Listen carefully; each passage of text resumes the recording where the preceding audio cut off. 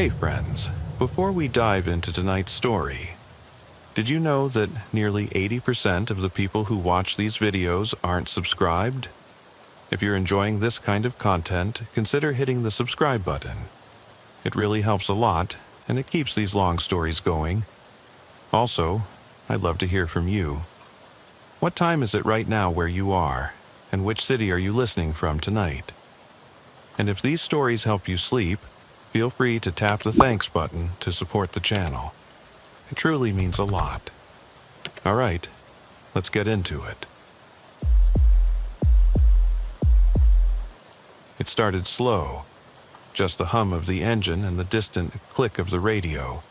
But by the time I rolled past the shuttered storefronts on Elmwood Avenue, I could feel the air shift.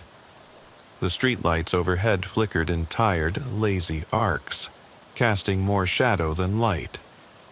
My name's Jackson Reed, badge number 4782, night shift patrol for the Brookside County Sheriff's Department. I've been on this graveyard beat for 6 years, and I've learned one thing. These hours will get in your head if you let them. I eased the cruiser to a stop at the corner of 5th and Elmwood. The call had come in 15 minutes ago. A silent alarm at the closed auto shop, code 1078. No motion detected on cameras, no glass broken, just the alarm panel's shrill insistence. Standard protocol: check the perimeter, sweep inside, report status. I clicked on the squad mic. Unit 5 to dispatch. I'm on scene at Harper's Auto, proceeding with exterior check. No answer. The radio crackled, then fell silent. Typical for this time of night, dispatch is stretched thin. I stepped out, boots crunching on gravel mixed with broken shards of asphalt. The neon closed sign winked in the window, half-burned filament drifting in the gloom. I patted my duty belt, flashlight, taser, radio, cuffs, everything in place. The night was unnaturally still. No breeze stirred the loose papers by the dumpster. No cicadas, no distant bark of stray dogs. Even the usual hum from the highway a mile away was muted, as if somebody had turned down the world. I swept my flashlight beam over the rows of parked cars. Dusty sedans, a battered pickup, tires flat on one. Nothing moved. I circled to the back door. The padlock looked intact. I ran a gloved hand along the frame. No pry marks, no scuff. I tapped the door. Solid. I clicked the radio mic. Unit 5 to dispatch. Perimeter secure. No signs of forced entry. I'm going in. I heard my own voice echo in the empty lot. Pushing inside, the smell hit me. Oil, rubber, and something faintly metallic, like old blood or coolant, leaking onto concrete. My flashlight beam danced over tool racks, oil-stained floors. A lift arm raised as though waiting for a car that never came.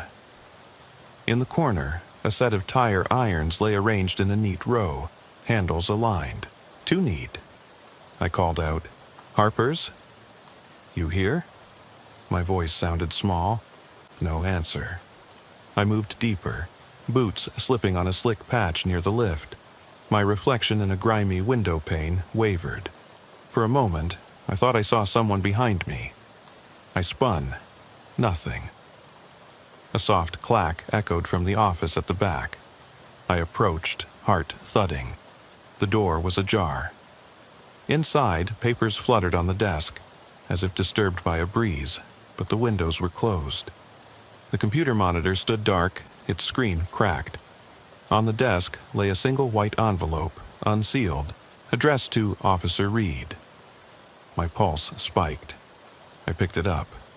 Inside was a scrap of paper, edges torn, with 2 words typed, "Look up."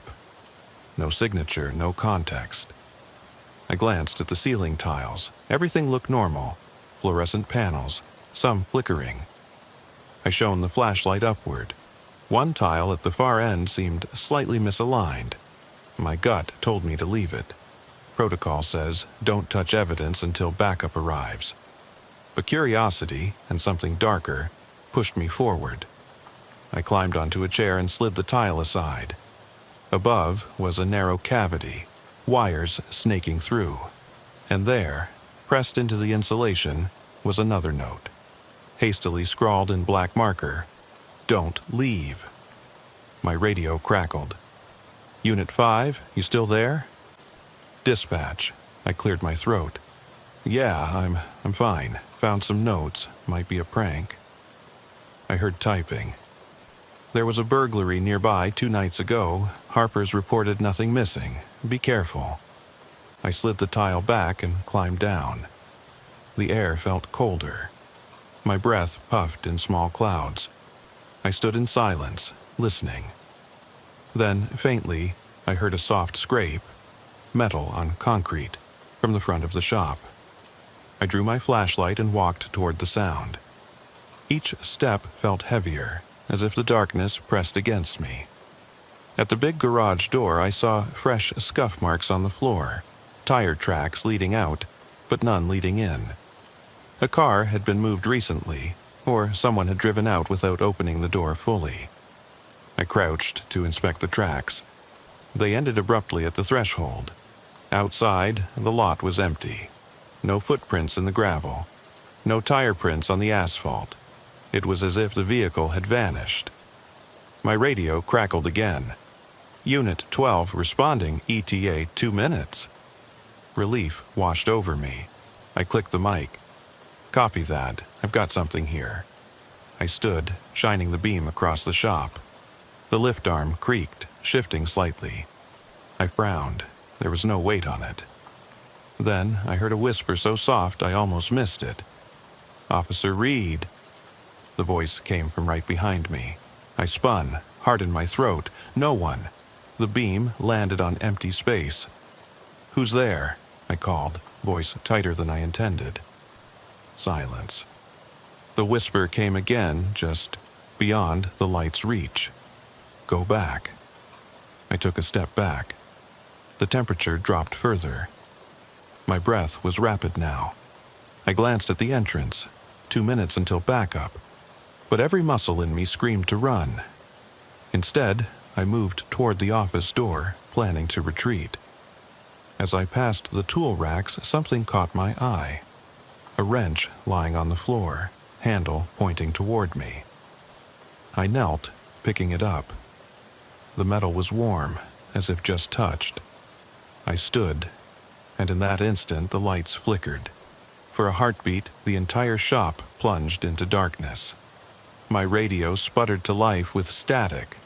I dropped the wrench, drawing my service pistol. The beam of my flashlight darted around. The door to the office slammed shut. I yanked it open, empty. The envelope lay on the floor, face down. I flipped it. Another note, handwritten in shaky script. "You can't leave." My pulse hammered. I backed out of the office, pistol raised, flashlight trembling in my hand. The garage door rattled as if something large pushed against it from the inside. I rushed to the controls. Nothing. The keypad was dead. No lights, no motor sound. Footsteps, heavy and slow, echoed from the back of the shop. They were not mine. They came closer. My skin crawled. I radioed, hands shaking. "Dispatch, Unit 5, emergency. I need assistance now." Silence. Then the whisper, right at my ear. "Why are you running?"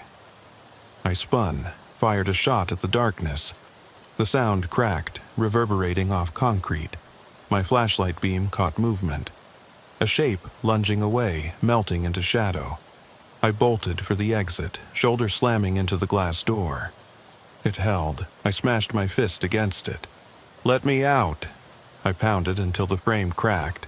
Then the door gave way, and I tumbled into the lot. I didn't stop running until I reached my cruiser. I slammed inside, locked the doors, and hit the siren. The wail shattered the night. As I peeled out, I looked back. The shop sat silent, windows dark. No sign of the shape, no flicker of light. Backup arrived moments later. I pointed to the shop. "Check in, something's wrong in there." They approached cautiously. I stayed in the cruiser, hands white on the wheel. When they radioed back, all clear, no one inside, no footprints, no prints on the wrench, no evidence of forced entry beyond normal, I knew they'd find nothing. I turned off the siren and drove away. My cruiser's heater finally kicked in, blowing warm air that did nothing to thaw the chill in my bones. I glanced at the timestamp. Exactly 3:17. 2 minutes until 3:19, the time that lingers in my mind. By morning, I filed the report. False alarm, prank devices found. I left out the notes, I left out the whisper, I left out the shape in the dark. Because no one would believe me. But I know what I heard. I know what I saw, or thought I saw.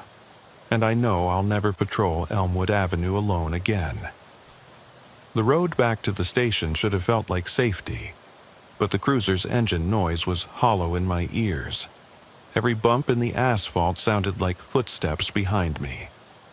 When I finally pulled into the lot, the fluorescent bulbs over the booking entrance flickered, casting long, jittery shadows that pooled and stretched across the concrete. I killed the engine and sat for a moment, letting the red digital clock on the dash blink 3:45. Backup units were inside clearing the auto shop. Protocol said to wait, but I needed air. I cracked the window and inhaled the damp night. The scent of oil and gasoline still clung to my uniform. My hands trembled so badly I nearly dropped the radio mic. Through the glass, I saw Deputy Alvarez emerge from the building, flashlight in one hand, handheld radio in the other. He waved and headed toward me. I opened the door before he reached the cruiser. "Everything clear?" I asked, voice rough. Alvarez shook his head. "Nothing. We did a full sweep, under the lift, in the office, attic space, crawl space. No prints, no hidden compartments. No sign anyone was in there except you." He studied my face. "You okay?" I forced a nod. "Just tired." He didn't press. Instead, he slid into the passenger seat. "Look, Reed, I know graveyard shift plays tricks on you. We all get spooked. But this..." He tapped the roof. This was serious. I glanced back at the dark silhouette of Harper's auto. "Those notes..." He raised his brows. "You found notes?" I pulled the scrap from my pocket. "Look up. Don't leave. You can't leave. 3 messages. All aimed at me." Alvarez frowned and took the paper. "Whoever did this knows you. Knew you'd come back alone." He paused. "Or it was meant for somebody else and you happened to find them." I swallowed. Why mess with me? Why not just break in and steal something? He shook his head. "Could be a warning. Could be someone messing with your head. Either way, we document it."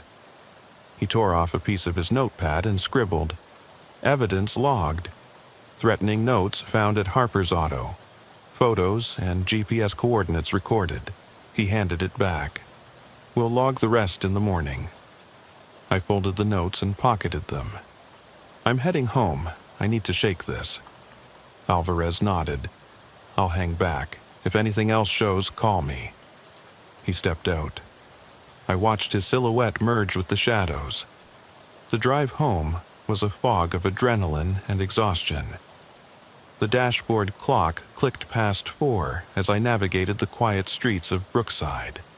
Street lamps sputtered overhead. Every intersection looked the same, empty, waiting.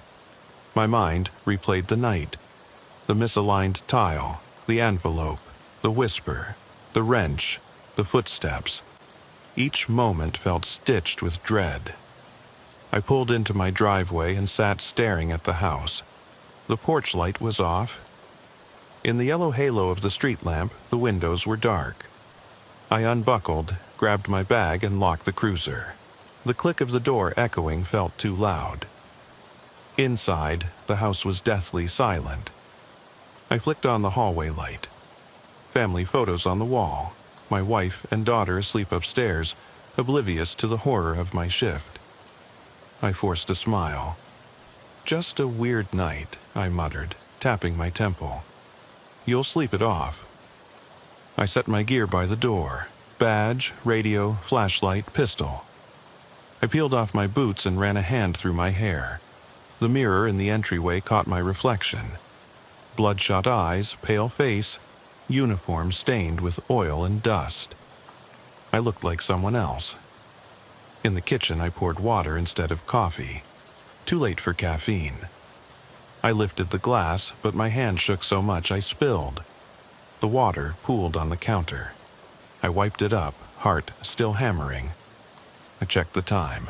4:12. 6 hours until I'm back on duty. I should sleep.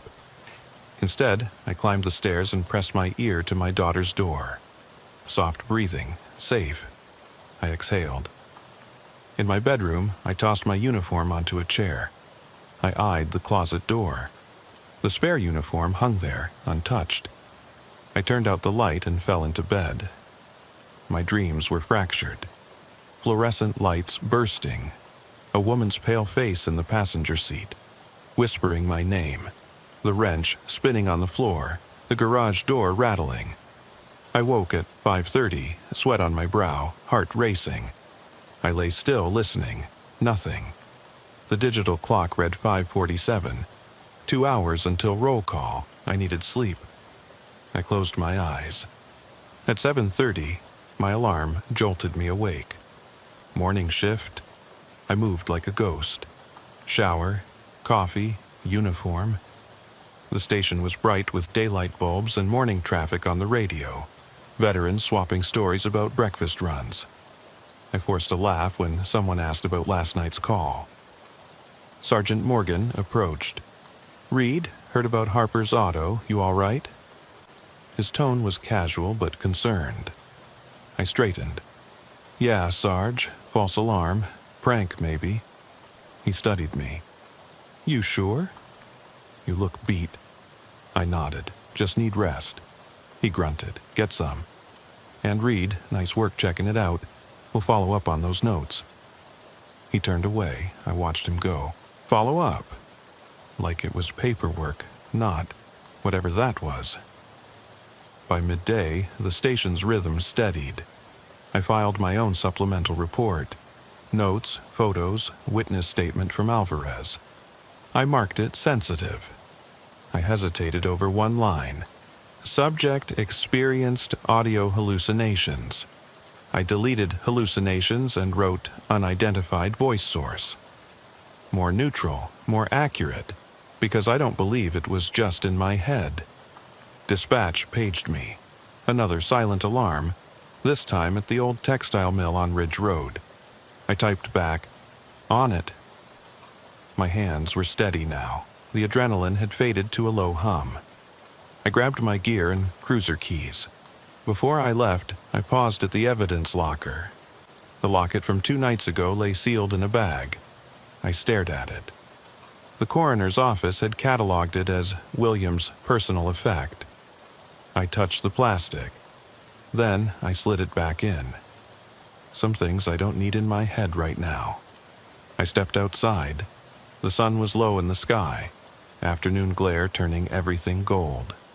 The mill loomed silent, its windows boarded. Another empty place, another call to check. I slid into the cruiser and pulled away. As I turned onto Ridge Road, the rearview mirror caught a flash of white in the passenger seat. I jerked my head around. Nothing. My pulse quickened. I blinked. The seat was empty. I took a deep breath and whispered, "Not again." I forced my breathing steady. There are no passengers. Not anymore. Just me. Just another silent alarm. My radio crackled. "Unit 5, status?" I keyed the mic.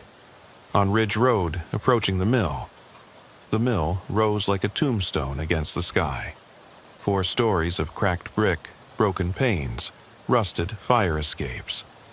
Local kids spray-painted "Go Away" on the front door. Ghost stories swirl around this place. Workers trapped in accidents, mysterious nighttime trespassers, but nothing official. Tonight, it was my problem. I parked under a sagging street lamp and killed the engine. The heater click-clacked off. The world outside went instantly colder. I grabbed my flashlight and radio, stepped onto the gravel, and felt the weight of every eye that wasn't there watching. I walked to the main entrance. A steel door dented inward. The silent alarm panel blinked red. I ran a gloved finger over the keypad. No pry marks. I clicked the door. It swung open on rusted hinges with a long, keening groan that echoed into the darkness within. I lifted my flashlight, sweeping the beam across the lobby. Broken machinery lay strewn like skeletons of industry. Puddles gleamed where roof leaks dripped onto concrete. A single shaft of late-day sun filtered through a hole overhead, illuminating swirling dust motes. I stepped inside, boots echoing. Each footstep sounded cavernous, swallowed by shadow. The air smelled of mildew, rust, and old oil. My breath came out in short bursts. I patted my vest, radio, cuffs, spare magazine. Everything felt foreign in this silent cathedral of decay. I clicked on the radio. Unit 5 to dispatch. Interior sweep starting. Static hissed. Copy Unit 5. I moved forward, flashlight leading. The beam picked out conveyor belts frozen in mid-cycle, rows of empty spindles, control panels with gauges frozen at 0. Nothing moved. No scurrying rats, no distant drip, just the hollow echo of my own heart. At the foot of a staircase leading to the second floor, I froze. There, scrawled in what looked like fresh charcoal on the wall, "You're next." The letters were jagged, uneven, as if drawn by someone shaking. My pulse jumped. I crouched to inspect the floor. No charcoal smears, no footprints. The wall itself looked undisturbed except for the message. I flicked on my body cam. Red light pulsed. I trained the flashlight on the scrawl. Dispatch, I have graffiti inside, threatening message. "You're next." Silence then. Copy. Backup en route. Backup. 2 words that should bring relief yet felt hollow. I stood and pressed my palm to the wall, feeling the rough brick beneath the charcoal. The message seemed to absorb the light. I swallowed, turning away. I climbed the stairs. Each step creaked. My flashlight beam bounced up the stairwell, illuminating rust flakes and pigeon droppings. At the landing, more writing, this time on a steel support beam. "Stay with me." Beneath it, smeared into the metal, were faint handprints. Not dusty white, but a darker shade, like oil mixed with something else. I shone my light. The prints glistened. My stomach roiled. I snapped photos. "Handprints on beam, unknown substance," I murmured into the mic. A distant clang echoed from below. My head snapped down. Somewhere under me, metal struck metal. I froze. The beam scanned the darkness. Nothing.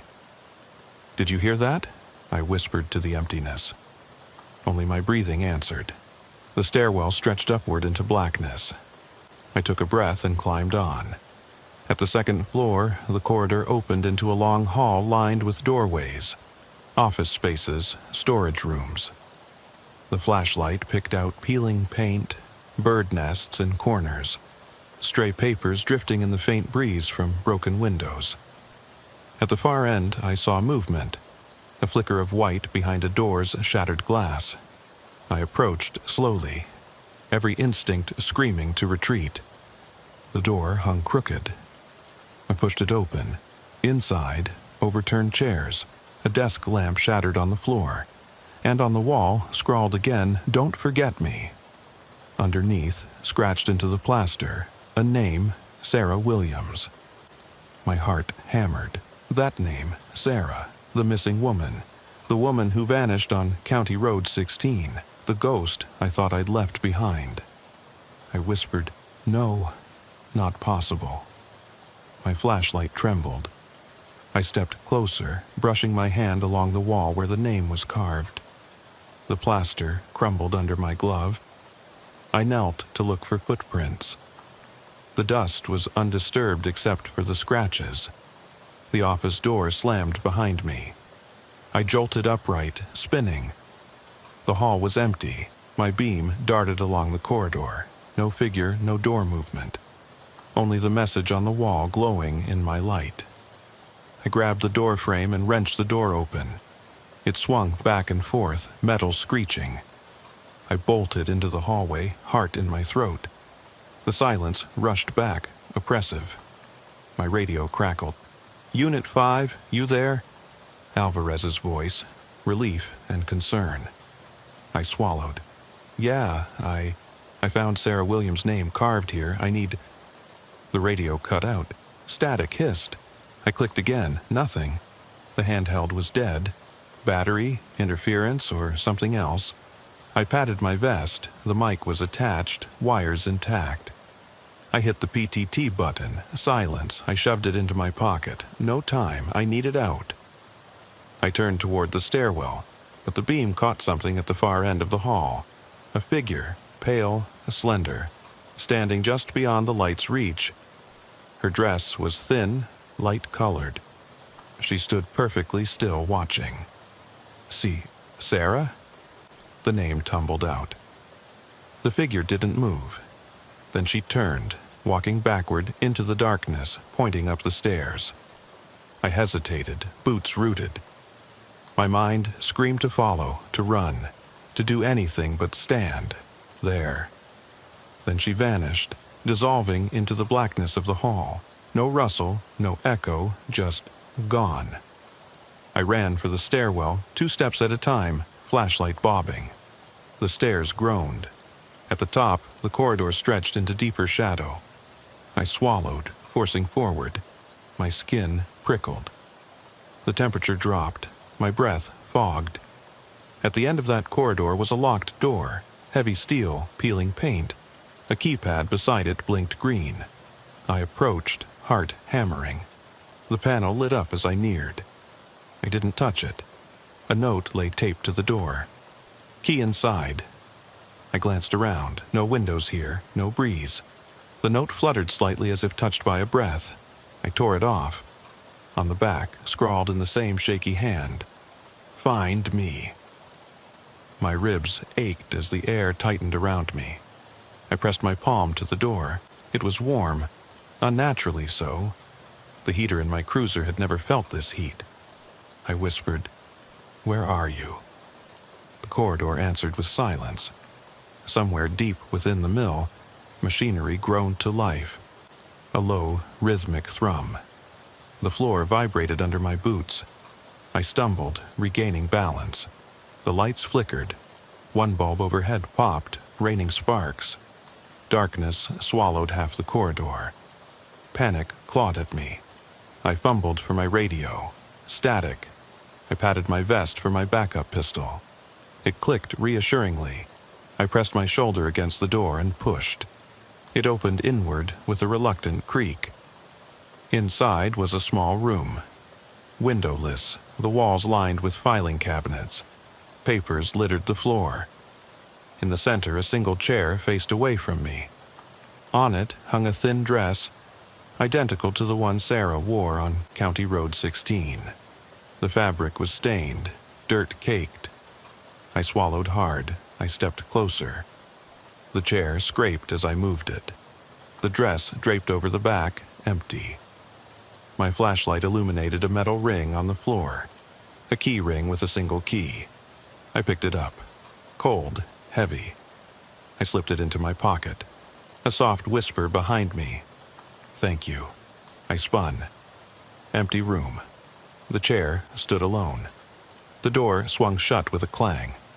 I yanked it open and backed into the hall, heart exploding. The corridor was empty, silent except for my ragged breathing. I didn't stop to wonder. I ran down the stairs 2 at a time, flashlight beams slicing through the black. The ground floor lobby came into view, moonlight through broken windows. The exit door stood at the far end, keypad dark.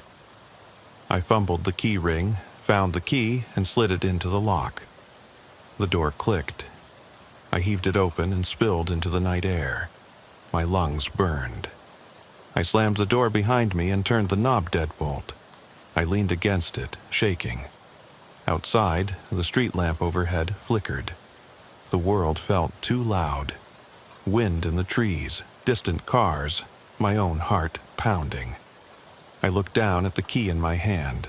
No label, no tag, just the metal ring and the single key. I pocketed it. I'd figure that out later. Right now, I needed to get back to the cruiser, get backup, get sunlight. I stepped onto the gravel, turning for one last look at the mill. In the broken window above the door I'd exited, I thought I saw her silhouette, Sarah, watching. Then she vanished. I ran. As I reached the cruiser, my radio crackled to life on its own. "Unit 5, you copy?" "What's your 20? Alvarez's voice, urgent. I fumbled the mic. I'm at the exit. I got the key. The place. There's writing, handprints, address." I trailed off. "Slow down," he said. "We're outside. Stay put." I climbed in, locking the door. The passenger seat was empty, but I half expected to see her there. I flicked on the dome light. Nothing. Alvarez and 2 deputies approached the front door, keys and flashlights in hand. I watched them move toward the mill, feeling both relief and dread. I set the key on the dash, staring at it. It gleamed under the dome light, too clean, too purposeful. "Reed," Alvarez's voice called me over the radio. "Come on out." I exhaled and stepped into the night again. The gravel crunched beneath my boots. I took the key with me. I wasn't leaving it behind. Not now. Not ever. The early morning chill turned to a damp mist as Deputy Alvarez and the other units fanned out around the mill's perimeter. Their flashlights carved pale cones into the fog. I stayed close to the main door, the heavy key burning in my palm. Every instinct screamed that this wasn't over. Alvarez glanced at me, face tight. "You sure you want to bring that inside?" He nodded at the key. I swallowed. It unlocked the exit door. "There's more in there, evidence. We need to see it in daylight." He hesitated, then pocketed his radio. "All right, but we stick together. No solo runs." We entered the mill again as a team. The rattling door closed behind us with finality. Inside, the beam of my flashlight landed on the lobby floor, where the chair and that dirt-caked dress had been. Now, both were gone. Only the scuffed concrete remained. A low hum began, a mechanical pulse somewhere deep in the building. The deputies froze. My breath caught. That hum wasn't wind or distant traffic. It was alive. We moved down the corridor toward the staircase. Each step creaked under our weight. The second-floor hallway was darker now. Half the emergency lights were dead. The walls bore fresh charcoal messages. "I'm here. Don't forget." Beneath them, oily handprints glistened. The team photographed everything. In the office where Sarah's name was carved, we found new scratches. Another name, Reed. My stomach dropped. Someone had carved my name into the plaster, as though marking territory, as though claiming me. Alvarez spoke into his radio. "Dispatch, we have a situation. Possible suspect unknown inside. We're proceeding with caution." No reply. The static crackled like distant laughter. Ahead, a door slammed. We rushed forward. The door to the utility room hung open. Inside, breakers tripped, wires severed. The emergency lights winked out. Our torches flickered. For a heartbeat, we were blind. Then, in the darkness, I heard her voice, soft, distant, echoing down the hall. "Find me." A deputy shone his light toward the sound. Nothing. Another whisper. "Please." We advanced. The third-floor staircase groaned underfoot. At the landing, the corridor stretched interminably, lined with boarded-up windows. Moonlight seeped through cracks, illuminating swirling dust. At the far end, a figure stood, pale, thin. Sarah. She turned her head slowly, lips parting in that same deliberate smile. Her eyes, empty, distant, locked on mine. I took a step. She raised a finger, one, then two, then three, pointing up. I glanced back at Alvarez. He nodded. We climbed the final flight. The attic door loomed above us, padlocked. The key in my hand grew hot. I fitted into the lock. It turned with a click that echoed like a gunshot. Inside, the attic was cavernous. A tangle of rafters, broken machinery, and forgotten debris. In the center, illuminated by moonlight through a gaping hole in the roof, was a figure slumped against a support beam. A woman's silhouette, dress tattered. Sarah. I approached, heart pounding. Her head lolled forward. As I neared, she lifted it, eyes glistening with unshed tears. She opened her mouth to speak, but no sound came. Her lips moved. "Help me." I reached out. Her hand was ice. I touched her wrist. Pulse faint, but there. She was alive. How? Why? Behind me, Alvarez whispered, "She's real." Suddenly, the floorboards creaked. The rafters above us shuddered. Dust rained down. A shape moved in the shadows, tall, indistinct, watching. "Who's there?" I called, a voice raw. No answer. The shape melted deeper into darkness. Sarah's head fell back. She dropped to the floor with a soft thud. I knelt, checking her wrist. Pulse gone. Her skin faded to pale gray. "No," I whispered, pressing my hand to her chest.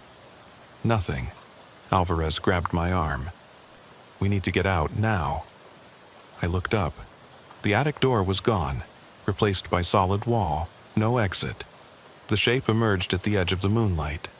Tall, faceless, wearing what looked like my uniform. Badge number 4782 gleamed on its chest. It raised a pale hand and pointed at me. I backed away, heart slamming. The attic's rafters creaked ominously. The shape drifted closer. I scooped Sarah's body into my arms. Her weight was limp, dead. The figure stopped a few feet away, then it spoke, in my voice, "You can't leave." I bolted for the rafters, leapt onto a beam, and dashed toward the broken roof. The wood cracked underfoot. The shape followed, gliding silently. I reached the hole and hauled myself up onto the jagged edges. The night air hit me like a wave. I dropped Sarah's body into the darkness below, an echoing thump. The figure reached the hole and stared down. Then it looked at me, tilted its head, turned and melted back into the attic. I climbed out onto the roof, sliding into the mist. I ran across the beams, jumped to the next rooftop, and didn't stop until I hit the pavement outside. Below, the deputies pounded on the attic window. I waved frantically. They pried it open and climbed out, leaving the mill behind. I stood in the mist, chest heaving. The key still burned in my pocket. I pulled it out, warm, silent. I dropped it onto the gravel. It sank into the fog, disappearing from sight. Deputy Alvarez approached, hand on my shoulder. "You okay?" I looked back at the mill, dark, silent, as if nothing had happened. "No," I said, "I'm not." He guided me to the cruiser. I slid in, door closing with a hollow thud. As I sat, I glanced down at my lap. Sarah's dress lay there, folded neatly. I hadn't brought it. It had followed me. I closed my eyes. The heater clicked on. The fog on the windows began to clear, but inside the glass, I saw her, Sarah, standing in the back seat, pale and silent. I swallowed hard, breath catching. I whispered, "Go on." She smiled. And then she was gone. The dawn's first light was a pale promise, but the world still felt stained by last night's horrors. I sat in the cruiser's seat, engine idling, staring at the spot where Sarah's dress had appeared. Deputy Alvarez hovered beside me, eyes heavy with questions he dared not ask.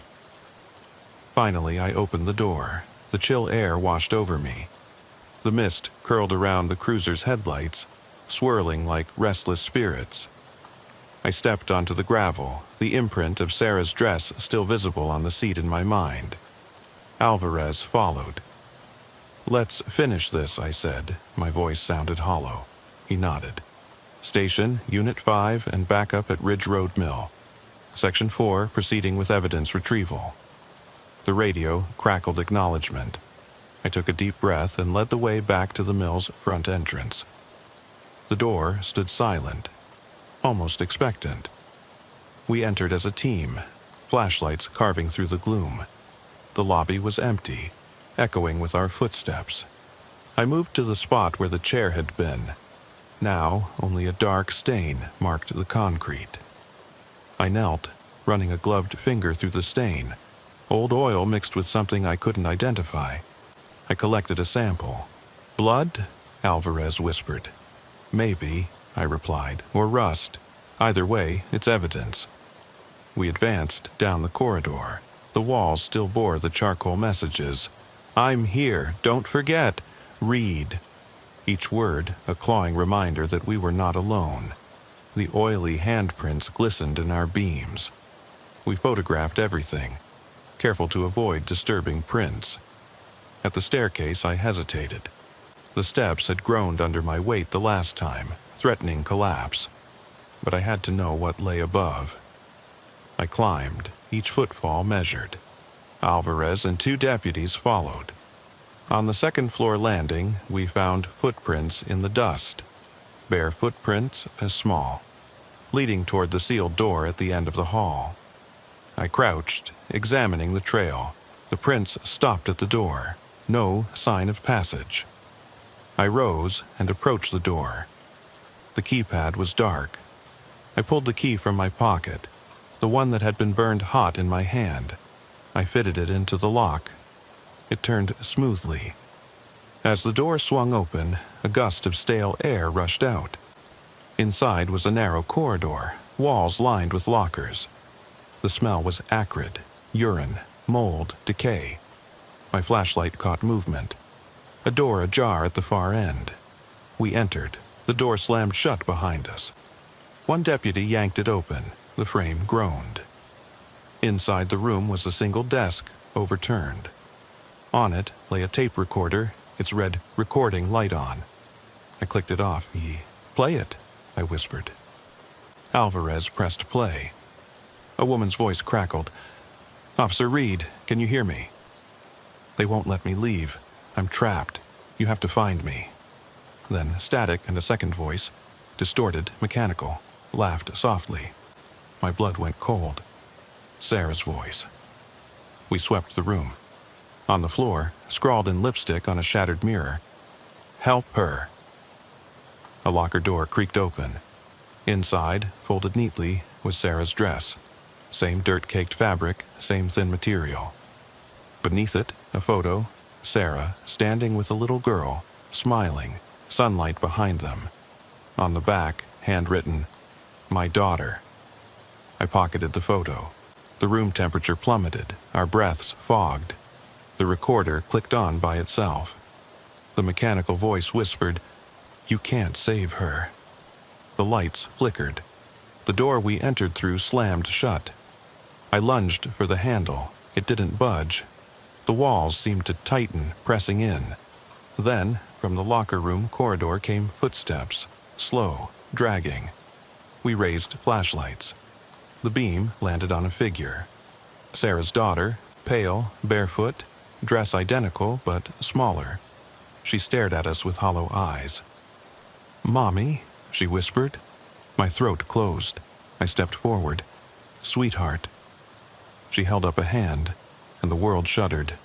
The lockers rattled, the ceiling groaned. A shape formed behind her, tall, faceless, wearing my uniform badge gleaming. The girl looked back at it, then at me. "He won't let me go," she said. I swallowed. "I'll get you out." She shook her head. "You can't leave." The shape lifted a hand, pointing at me. I felt its accusation: trespasser, kidnapper, witness. Then the little girl vanished. The shape stepped forward. I braced for it. But before it could reach me, Alvarez fired a shot into the ceiling. The bullet ricocheted, sparks flew, and the shape dissolved into shadow. The lights surged back on. The door clicked open. I grabbed the recorder and photo. We fled down the stairs, breaking into the lobby. I punched the door open, stumbling into the mist outside. Alvarez locked eyes with me. "We have to call this in. Federal, coroner, someone." I nodded, chest heaving. "And find that girl." He placed a hand on my shoulder. "We will, but first, you need rest." I looked back at the mill. It stood silent, inscrutable. I knew it held more secrets, rooms unsearched, voices unheard. But for now, I had what I came for. Proof that Sarah and her daughter had been real, and a tape that would haunt me forever.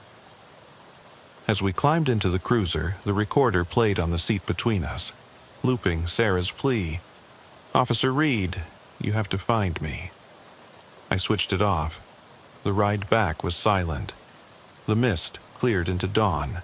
The golden light felt unnatural after the mill's darkness. I glanced at Alvarez. "We'll solve this," he said. I nodded, gripping the photo. For her daughter and for me. The day shift crew filed in as we returned. I handed the evidence to the sergeant. Tape, photo, samples. He frowned, scanning the items.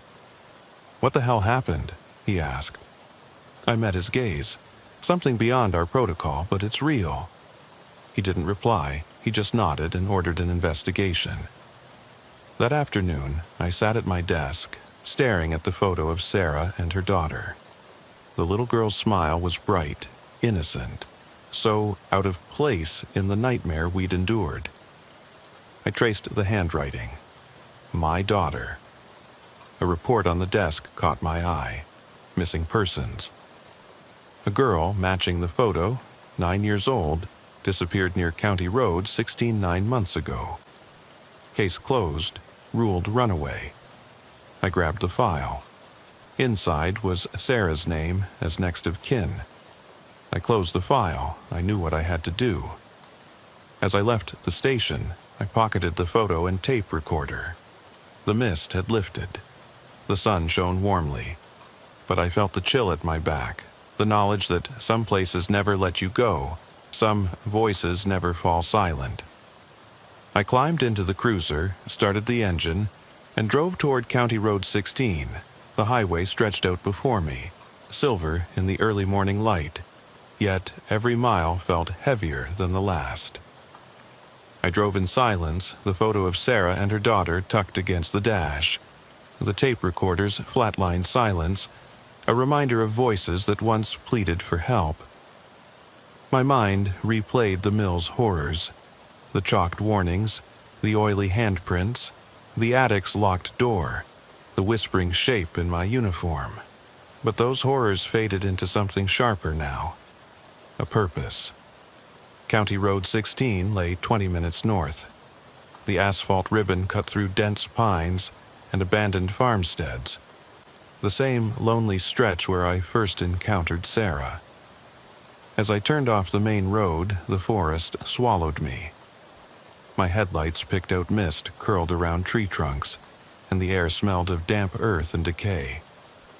I slowed, heart thudding. This place was a crossroads of vanished people. Sarah Williams, her daughter, others long forgotten. I had to find them. I parked at the old pull-off, where years ago a faded sign warned no services next 20 miles. The gravel crunched under my boots as I approached the spot where I'd first seen her, that night when the world felt abandoned. I scanned the shoulder. No footprints, no discarded items, nothing but cracked pavement and pine needles. I crouched, running a gloved finger along the edge. There, half buried in gravel, was a small metal locket, tarnished but unmistakably the one Sarah wore. I pried it free. Inside lay a faded photo of the little girl, smiling up at her mother. A breeze stirred the pine needles. My breath caught. I whispered, "I'm coming." I clipped the locket to my vest and walked back to the cruiser to gather supplies: flashlight, extra batteries, camera, radio. I switched on the recorder. For a moment the tape whirred, and then her voice. "Officer Reed, find me." I swallowed the lump in my throat and hit stop. That voice would guide me. I set off on foot along the road, heading south, toward the one-lane bridge where Sarah's car was reported abandoned a year ago. The woods pressed close. Each step sent pine needles skittering. My flashlight danced across gnarled roots and moss-covered rocks. The road's edge was rutted, tire tracks fading into grass. I followed them into the trees where the asphalt gave way to a narrow track. Footsteps behind me, soft, deliberate. I spun, flashlight beam slicing through the gloom. Nothing. Just trees, silent and watchful. I squared my shoulders and pressed on. The track curved around a fallen oak, roots twisting like fingers. Then I saw it. The silhouette of a sedan, half hidden under branches. Rust ate the hood, windows were gone. The license plate hung by one bolt. I approached slowly. Inside the back seat lay the girl's doll, tattered dress, one eye missing. I picked it up. The fabric felt damp. I brushed away leaves to reveal a name scrawled on its collar. Lucy, Sarah's daughter. My pulse thundered. I scanned the undergrowth, nothing else. I set the doll on the roof, snapped photos. My radio crackled. "Unit 5, are you reading?" Alvarez's voice, relief and tension. I keyed the mic. "I'm at the bridge track. Found the car." "To 2 minutes," he replied. I clicked off. The forest settled again. I knelt by the front tire. Tracks led away from the driver's side into the woods. Footprints and small scuffs where the girl must have slipped. I followed the prints, heart hammering. They led uphill to a clearing ringed by birch. At its center stood an old well, masonry stones dark with moss. A wooden cover lay askew. I shone my flashlight into the well. Darkness. A faint drip echoed from its depths. I brought out the recorder and laid it on the stone. Press play. "Help me." The tape crackled. The drip answered. I leaned over the opening, heart in my throat. Something moved below, dark shape, shifting. I swallowed and called, "Lucy? Sarah?" Silence, then a soft sob. I peered deeper. The beam revealed a small handprint on the wet wall, a smear of dirt. I dropped the flashlight. It clanged against the stones, and grabbed the rope beside the well, tossed the end down. It coiled until the hook caught on something. I pulled. It slid free. My hands shook. I tied it to a rusted post and tested the knot. Then I climbed down, boots slipping on damp stones. At the bottom, the well chamber opened into a narrow tunnel carved into earth. The air was cold, musky. I hitched my flashlight to my helmet and crawled forward. The tunnel sloped upward. Water dripped from the ceiling. My fingers brushed against damp rock, then against something woven.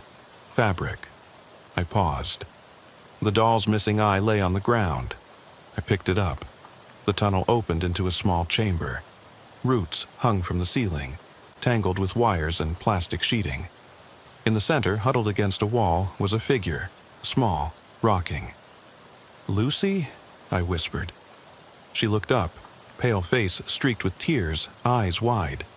I eased forward. "It's okay, I'm here." She didn't move. I knelt, holding out my hand. She reached for me. I scooped her into my arms. She was cold, trembling. I hugged her, heart breaking. "I've got you." Behind me, the tunnel mouth shimmered. I turned. A woman stood there, Sarah. Her dress thin, stained, hair plastered. Relief and horror warred on my face. She stepped forward, eyes pleading. "Take her, she mouthed. I nodded, turning back to Lucy. Mommy, Lucy whispered. Sarah's face blurred. She pointed back into the tunnel. Then she began to fade, like mist in sunlight. No! I reached out, but Sarah dissolved into shadow. I heard footsteps above, Alvarez's voice calling. I called back, voice echoing. I lifted Lucy and climbed the rope ladder. Each rung creaked. At the top, deputies waited, flashlights trembling. They pulled me out. I hugged Lucy tight. Alvarez knelt. You okay, kiddo? She nodded, burying her face in my uniform. I glanced into the well. The wooden cover lay in place. No sign of Sarah. The damp stones glistened. The locket lay on the ground. I picked it up and pocketed it. Back in the cruiser, Lucy asleep in the passenger seat, I placed the recorder on the console. I pressed play. Sarah's voice broke the silence. Officer Reed, you found her. Thank you. Then static, and another voice, soft, mocking. But you can't leave. I swallowed. I glanced at Lucy, safe now, and then at the road ahead. The county line sign loomed. Welcome to Brookside County. I started the engine. As we drove toward home, the forest receded, morning light gilding the treetops. Lucy stirred and opened her eyes. She held up the doll. Thank you, Officer Reed. I managed to smile. Any time, kiddo. But in the rearview mirror, I thought I saw Sarah's reflection in the back seat, watching, silent. I blinked. The seat was empty. I reached into my pocket and touched the locket's cool metal. Inside, the faded photo of mother and daughter. Proof. Evidence. A promise kept. Yet, as the miles ticked by, the road felt endless. The mist rose behind us like fingers. And deep in my gut, I knew the graveyard shift never truly ends. Some calls echo through time. Some passengers never really leave your cruiser. When I pulled into the driveway, deputies and paramedics were already there to take Lucy. She waved shyly. I lifted my hand. Inside the house, I placed the recorder and locket on my desk. The clock read 9:02, hours until my next shift. I stared at the tape recorder's red light, off now, but ready. I traced the letters on the locket, SW. Then I heard it, a soft click behind me. I spun. The front door was ajar, no sign of forced entry. The hall was empty, silent. I stepped forward, heart in my throat. On the living room floor lay a scrap of paper, 2 words typed in black marker, I'll stay. My breath caught. I looked at the recorder, the locket, the empty doorway, and I realized the shift never ends. Not really, and neither does she. I closed the door, locked it, and pocketed the note. The sky overhead had turned a bruised purple by the time I finally climbed out of the cruiser. The street lamps flickered as if exhausted, casting long, wavering shadows across my front yard. I paused on the porch, hand on the doorframe, the weight of the night pressing in. Behind me, the recorder and locket lay on the passenger seat, silent witnesses to what had happened. In front of me, the door beckoned like the threshold between 2 worlds, the one I patrolled and the one I could never leave behind. Inside, the house was dark and quiet. I flicked on the hallway light and paused at the foot of, the stairs. A pair of tiny footprints, wet, muddy, led from the living room toward my daughter's room. My heart froze. I followed them, boots echoing on hardwood. At the doorway, I saw her, Lucy, curled in her bed, clutching the doll. She slept peacefully, eyelashes fanning pale cheeks. I exhaled. The prints stopped at the bed. No footprints to her door, none leading away, as if she'd simply appeared. I knelt and brushed a lock of hair from her forehead. "Kiddo," I whispered. She stirred, mumbled, then turned and hugged the doll tighter. I studied the footprints on the floor, tiny, bare, perfect impressions in the dust. I ran a gloved finger along the edge. The dust was gone where she'd walked. The rest of the floor coated in a fine gray ash. I glanced at the recorder on my desk. It clicked softly, as if breathing. In the kitchen, I poured water into a glass. My reflection fractured in the window's dark. Behind me, movement. A flash of white in the living room. I spun. Nothing. My breath caught. The radio on the counter crackled to life. Static, then Sarah's voice, "I'll stay." The words echoed, then faded. I lifted the glass with trembling fingers and sipped. The water tasted of metal and memory.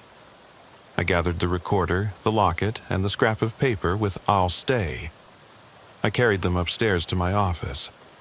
The room smelled of old coffee and leather. I set the items on the desk and sat, running my hands over the wood grain. The recorder's red light pulsed once and went dark. The locket gleamed under the lamp. I opened it. Inside, Lucy's photo and a single mother-of-pearl button that hadn't been there before. I pocketed the button, its surface smooth and warm. On the wall, the clock ticked toward midnight. Hours until my next shift. I'd been awake for more than 24 now, but sleep felt impossible. The edges of reality had blurred. I could still feel Sarah's cold hand on my wrist in that attic, still hear the mechanical laugh in the utility room, still see her daughter's hollow eyes in the locker room. My phone buzzed. A text from dispatch, "Mill evidence processing complete. Coroner confirms locket and dress fibers match missing persons. Daughter still unaccounted for." I tapped back, copy, continuing search. I stood and moved to the window. The neighborhood lay silent under the mist. Porch lights winked off. Somewhere a dog barked. The world went on, unaware of the hollow beneath the woods, the well's hidden tunnel, the empty rooms where echoes lingered. I thought of the words carved on those walls. "You're next. Stay with me. Help her." And the ones written for me, "I'll stay." I turned from the window. On the desk, the recorder clicked on by itself. I pressed play. Sarah's voice, faint. "Officer Reed, you kept your promise." Then a child's giggle, Lucy's, mixed with static. Then the mechanical voice, "Shift's not over." My jaw tightened. I picked up the recorder. "No," I said softly. "It's not over until I decide." I hit stop. The room fell silent. I gathered my gear, flashlight, extra batteries, handcuffs, radio. I clipped the mother-of-pearl button to my vest. It felt like a ward, a promise, a reminder. I stepped into the hallway. At the end, the front door stood closed. I opened it. The mist curled around me. The gravel crunch under my boots led back to the cruiser. I climbed in, the seatbelt clicked. I sat for a moment exhaling. Then I started the engine. Headlights pierced the fog as I turned onto County Road 16. The asphalt stretched into darkness, flanked by trees that whispered in the breeze. I passed the pull-off, the Old Mill Road entrance, the spot where Sarah's car had lain. Each landmark felt charged, alive with memory. I drove past them toward the deeper woods. The radio crackled, dispatch checking in. I keyed the mic. "Unit 5 back in service, resuming patrol." "Copy that," came the reply. I drove on. The mist thickened. At the edge of my headlights, shapes coalesced. A woman in a thin dress, a little girl clutching a doll. They stood side by side, watching. I slowed, heart in my throat. The woman raised a hand in thanks. The girl nodded. They stepped off the road into the trees. I watched until they vanished. I eased the cruiser to a stop. Silence enveloped me. I turned off the engine. The dash clock read 0017, the witching hour. I gathered the recorder and locket. I stepped out into the fog. The forest loomed. I climbed out and followed the figure's path into the trees. Branches scratched my jacket. Roots tangled at my boots. The world grew quieter, the mist thicker. Then, ahead, moonlight through the canopy revealed the well's moss-covered stones. The cover lay in place. I knelt and placed my hand on it. Cold. Solid. I touched the mother-of-pearl button in my vest. "Help is coming," I whispered. I slid the cover aside. Darkness yawned. I shone my flashlight down. No movement. I dropped the recorder on the stones. Press play. Lucy's soft breathing. Sarah's whispered, "Thanks." Then the mechanical voice, "The shift never ends." I climbed down into the tunnel once more. The walls were damp, the air thick. I followed the earthen passage until it opened into the chamber. The roots and sheeting were gone. In their place, fresh dirt and footprints, one adult, one child's. They led to the far wall where new writing appeared. "Free us." My breath caught. I knelt and traced the letters. Beneath them, carved faintly, "Thank you." I stood and called into the darkness. "I'm coming back for both of you." Somewhere in the tunnel, a soft sigh of relief. I climbed back out, sealing the well cover. I gathered the recorder and locket. I climbed into the cruiser, heart pounding. The fog was lifting. Dawn's first pale glow crept at the horizon. I started the engine. As I drove back toward town, I felt the weight of the shift, past, present, future, settling on my shoulders. The road was quiet, but I knew the echoes remained. Calls unanswered, voices waiting, promises made. I glanced at the recorder. The red light winked off. I opened the locket. Inside, the mother-of-pearl button and the faded photo. I closed it. Tomorrow, I'd return with the team. We'd search the well, the tunnel, the mill, the woods. We'd bring Sarah home. We'd bring her daughter home. And I'd stay, just as I promised. The graveyard shift never ends. I step off the cruiser into the void at exactly 200 hours. The air is brittle, tasting of damp asphalt and distant salt from the bay. Elmwood Drive is deserted. Storefronts shuttered, their windows dark, save for the occasional flicker of a dying neon sign somewhere down the block. My boots crunch on loose gravel in the empty lot beside the closed mechanic's garage. The old Marlowe place. Silent alarm tripped 20 minutes ago. No motion on camera, no heat signature. Just that insistent alert on my console. I check my gear without thinking. Flashlight, radio, sidearm, cuffs, muscle memory honed over 13 years on the night shift in Coastal County Sheriff's Department. Night work changes you. The world shrinks to the beam of your flashlight, to the space you can clear with one look, one step. The rest is darkness, and darkness carries its own weight. I push the garage door gently. It groans on rusty hinges and swings inward a few inches. I radio Salazar, my partner. "Code 2 entry at Marlowe. I'm in." His voice crackles back. "Copy that." Covering rear. I step through the gap, flashlight low, beam cutting a narrow path through thick blackness. The door closes behind me with a soft thud that somehow echoes like a gunshot. Inside, the air is stale. Oil drips somewhere in the back, each blip resonating in the cavernous bay. Hydraulic lifts stand idle like metal giants, their arms raised in silent menace. Toolboxes sit open, drawers half pulled, as if someone left in a hurry. Dust motes swirl in the flashlight beam. I move methodically, left flank, right flank, heels clicking on concrete cracked with age. A rat scurries under a workbench.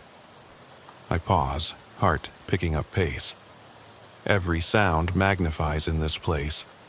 The distant rattle of an overhead furnace, the soft drip of water, my own breathing. I follow the drip. It leads me to a shallow puddle, oil sheen, rainbow bright. On its edge, muddy footprints. size 10 tactical boots, mud consistent with the park across the street. Good sign I'm onto something. I bag the prints mentally and sweep upward.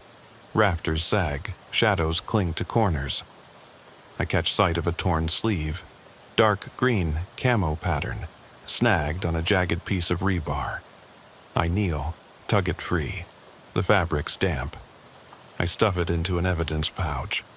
Whoever was here left in a hurry or didn't want to be found.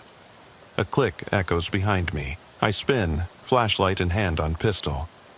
Nothing, just the door I entered, now still. My radio crackles. Sal, going around back. I exhale, stay sharp. I follow the footprints deeper, toward the office at the far end. The hallway narrows, the beam bounces off oil-stained walls. A toppled chair lies on its side. Papers flutter on the floor like dead leaves. I reach the office door, ajar. Red light seeps through the crack. Phone glow. I push the door gently. The desk is overturned, drawers emptied. The computer monitor lies face down, its screen cracked. On the floor, a shattered smartphone pulses its last glow. Notification icon blinking in the dark. Battery dead. I bag the shards. Behind me, the furnace rattles again, louder this time. I turn, empty bay, my pulse hammers. I close the office door and lean against it, breathing slow. In through nose, out through mouth. Control the fear. Don't let the night win. I radio Sal. Office clear. You copy. Static. No answer. He's either out of range or cut off. I tap the mic again. Nothing. I flick the radio to a patrol channel. Dead air. Communications severed. That's bad. On the graveyard shift, silence can be lethal. I step back into the bay. The darkness feels thicker, denser, as if watching. My flashlight beam quivers. I sweep the room. At the far corner, crates stacked floor to ceiling. The footprints end there. I crouch, examine the crate base. No prints, just scuff marks where someone slid out of sight. I slip between two stacks, boots brushing cardboard. Beyond is a small service door, cracked open. Faint light from outside seeps in. I push through and find myself in a narrow alley between the garage and a boarded-up convenience store. Moonlight glints off broken glass. I sweep the alley. No sign of Sal, no suspect. Just footprints trailing off toward the street. I step into the lot, radio clipped back. I call his name. My voice sounds foreign in the empty air. No answer. I sweep the main drive. Nothing but my own shadow. The warehouse door behind me yawns closed. I catch it with my flashlight, flick it back open. My reflection in a grimy window startles me. Hollow eyes, jaw tight. I look away. Back inside, I lean against the wall, plotting next move. K9 unit would track this in minutes, but they're 20 minutes out. I'm alone, heart thrumming. I check the time, 2:18, 8 hours until sunrise. The long, dark stretches ahead. A sudden clang, metal on metal from the back bay. I whip around, flashlight slicing the shadow. The hydraulic lift arm has swung, settling against a support beam. No breeze, no one near. My gut tightens. I approach the lift, hand on pistol. The beam catches fresh scratches on the beam, vertical like someone climbed down. I kneel, trace them with my finger. Climb marks. The suspect used the machinery to hide or escape. I stand and head back through the office, moving faster now. Each step echoes like thunder. The posters on the walls, old service menus, safety warnings seem to leer. I push into the bay and head for the front door, radio still dead. I flick the door switch, nothing. Power's out too. I hate the dark without backup lights. I slip my phone out, click on the flashlight app. The white LED is harsh but reliable. I sweep outside. Sal's cruiser sits idle, lights off. He must be around the corner. I jog to the rear exit, slam my hand on the door. It rattles but won't budge. Keypad above is dark, no power. I press a shoulder into it, the frame shudders. Finally it gives, and I spill out into the night. Sal rounds the corner, rifle raised. "Jesus, you ghosted," he hisses. Relief and anger mix in his tone. "What happened in there?" I tuck my pistol, rub my shoulder. Power's out, radio's dead. Something moved the lift arm, climbed down from rafters. I found camo sleeve. Prints. I hold up the evidence pouch. He shakes his head. "We clear the rest." I nod. We slip back inside together, moving as one. Back to back, flashlight and rifle beam cutting through black. Every shadow feels alive. We clear the office, the bay, the corner where the lift stands silent. Nothing else, no sign of suspect. We exit for good, board up the door, call in a follow-up report from the cruiser. The official line will read, "Alarm false, no suspect located. Evidence collected. One torn camo sleeve, muddy prints." But I know better. The night keeps its secrets. We drive on, responding to the next call. A silent alarm at the closed gas station 2 blocks over. I watch the meter tick. 2:45. The darkness presses in through the windshield. I reach for the radio. Static again. Sal kills the engine. We step into the lot under the wavering canopy lights. Pumps stand like empty pillars. The keypad on the mini-mart door shows no sign of forced entry. I sweep the storefront. No footprints in the dust. Sal checks the back. I check the windows. Nothing. Then the overhead lights flicker off. Total black. Sal curses. I raise my phone light. We move in tight formation. A soft click from inside the store. Someone's there. "Police!" Sal shouts.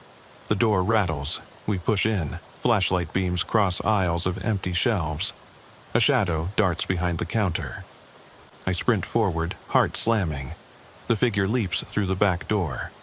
We follow, out into the parking lot, empty. The night swallows them. I pick up a scrap of paper on the pavement, a receipt from 3 days ago, time-stamped 1:02 a.m., dated March 14th. The suspect was here before. I bag it mentally. This isn't random, it's pattern. We climb back in. The cruiser is silent sanctuary. Sal lights a cigarette. Bright flare in the dark. I watch him inhale, the smoke drifting. "You ever get used to this?" he asks quietly. I shake my head. You learn to expect nothing. That way, every little thing feels like warning. He nods, taps ash. Next call, disturbance at Maple, someone screaming. I close my eyes for a moment. Picture that dark warehouse, the climb marks, the phone glow. "Let's go," I say. We roll toward Maple Street. The radio crackles to life with the dispatcher's next run. Routine, unaware of what we've seen. The night extends before us, endless and hungry. On the graveyard shift, dawn is just a promise. And promises in the dark are fragile things. I kill the engine and step into the street at 2:55 hours. The maple trees along Elmwood Drive sway in a chill wind that wasn't there a moment ago. Leaves rustle like distant whispers. Salazar lingers by the passenger door, cigarette embers glowing in the dark. He tucks it out and nods toward the boarded-up garage.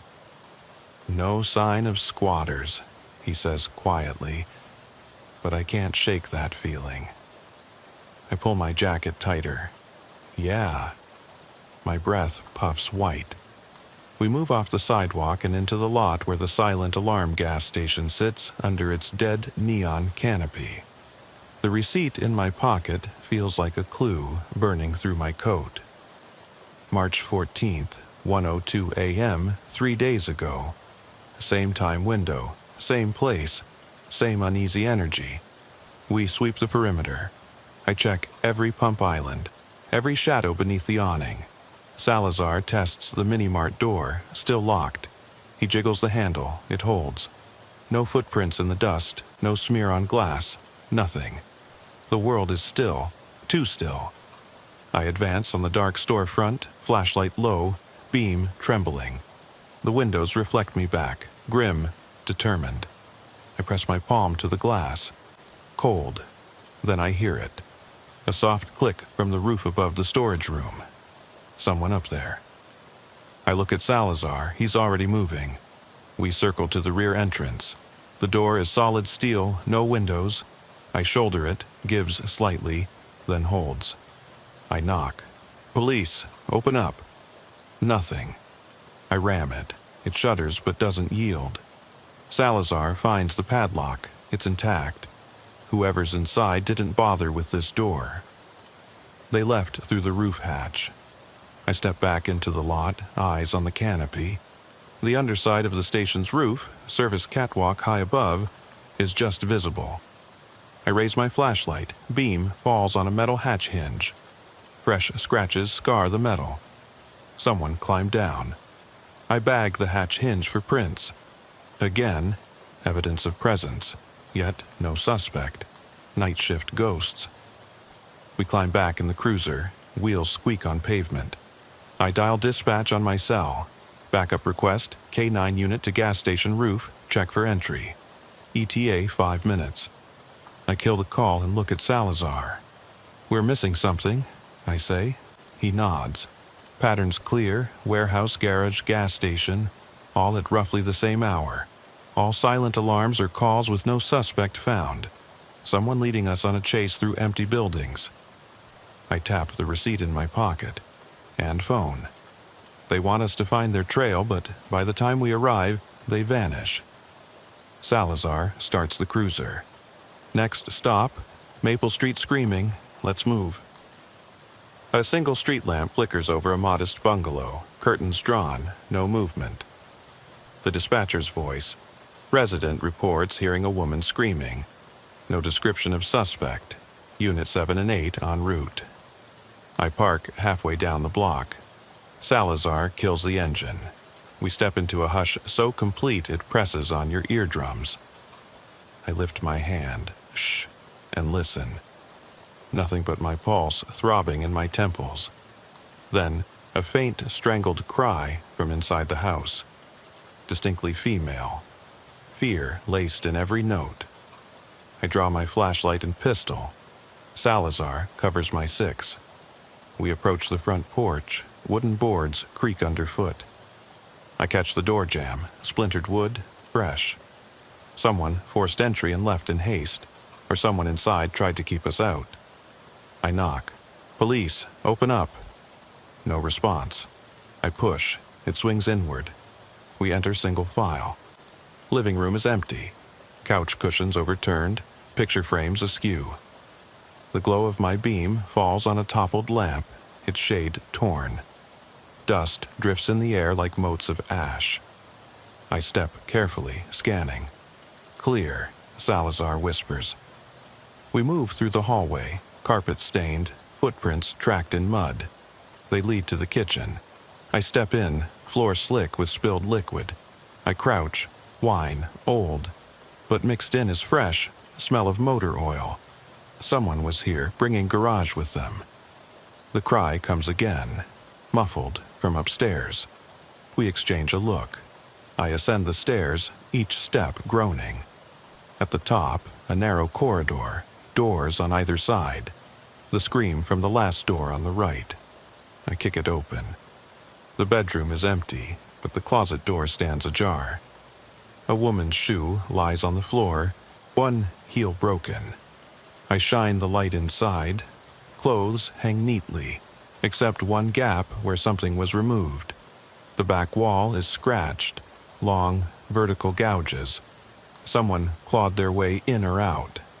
Suddenly, the door slams behind me. I spin.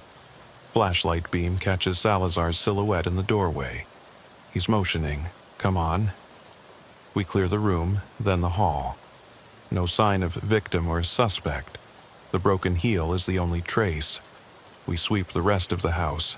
Basement, attic, nothing. No woman, no attacker, just our own echoes. Back on the porch, I check my watch, 3:20. Another 20 minutes gone, another scene with no resolution. The pattern holds. I radio it in. Maple Street clear.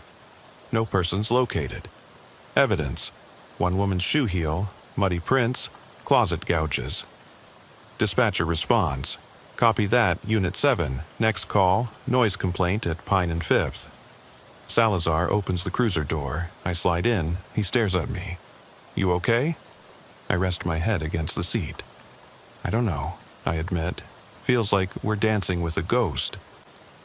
He lights another cigarette. Ghosts winning. We roll toward Pine and 5th. The neon of a 24-hour diner bleeds into the night. Inside, a lone cook wipes counters. No noise, no chaos, just the dull scrape of rag on formica. He shrugs when we ask. Heard shouting, looked like a kid messing around. Gone by the time I checked. We step back outside. I shine my light down the alley beside the diner. Trash cans tipped over, rats scattering. Nothing else. The night pressurized me at every turn. Now it sighs emptily. I sense something behind me. Spin, beam across empty street. No one. Salazar sighs. Ghost dance again. I scoop my flashlight. Last call? He checks his watch. 4:05, then routine patrol until shift end. I nod. Let's finish. We head back toward the garage one more time. Something pulls me there, a need to close the loop. The boarded door gapes under the flickering street lamp. I step to the boards and press my palm. Cold wood. I glance at Salazar. He doesn't question. He's as invested as I am. I kneel and press my ear to a gap between boards. Faint scuffing from inside. Someone, or something, moves. My heart slams. I radio K9 again. Unit 7, suspect may still be inside Marlowe Garage. K9 entry authorized. Within minutes, I hear the bay door roll open. The dog's barks echo. Salazar and I move in, lights and weapons ready. The K9 charges ahead, nose to the ground. I follow, breath tight. Inside, dog sniffs around the ramp. Then, silence. The K9 stops, raises hackles, stares at the lift arm. I shine light, fresh mud on the arm's hinge. The dog whines and scratches at the crate stacks. Behind them, a sliver of space, just big enough to crawl through. I unclip my cuffs, duck under the crates. The beam catches a shape huddled in the corner. A man, gaunt, eyes wide. He's rocking, murmuring to himself. Camo jacket, muddy boots, the very prints and sleeve. I step forward. He looks up. Hollow eyes, lips moving. You came back. I draw him out carefully, cuff his hands. Salazar cuffs his feet. The man doesn't resist. He only rocks, whispering about following, about leading us on. He thought it was a game. I radio it in. Suspect in custody. Warehouse ghost was real. He stands, swaying. I shine my light on his face. Dirt streaked, eyes empty. Why? I ask. He whispers, I wanted someone to see. I frown. See what? He points at the lift arm, at the hatch hinge, at the office door. The darkness. He smiles, sad and mad. It's alive. I glance at Salazar. He shakes his head. We escort the man out. The K9 sniffs him, then settles.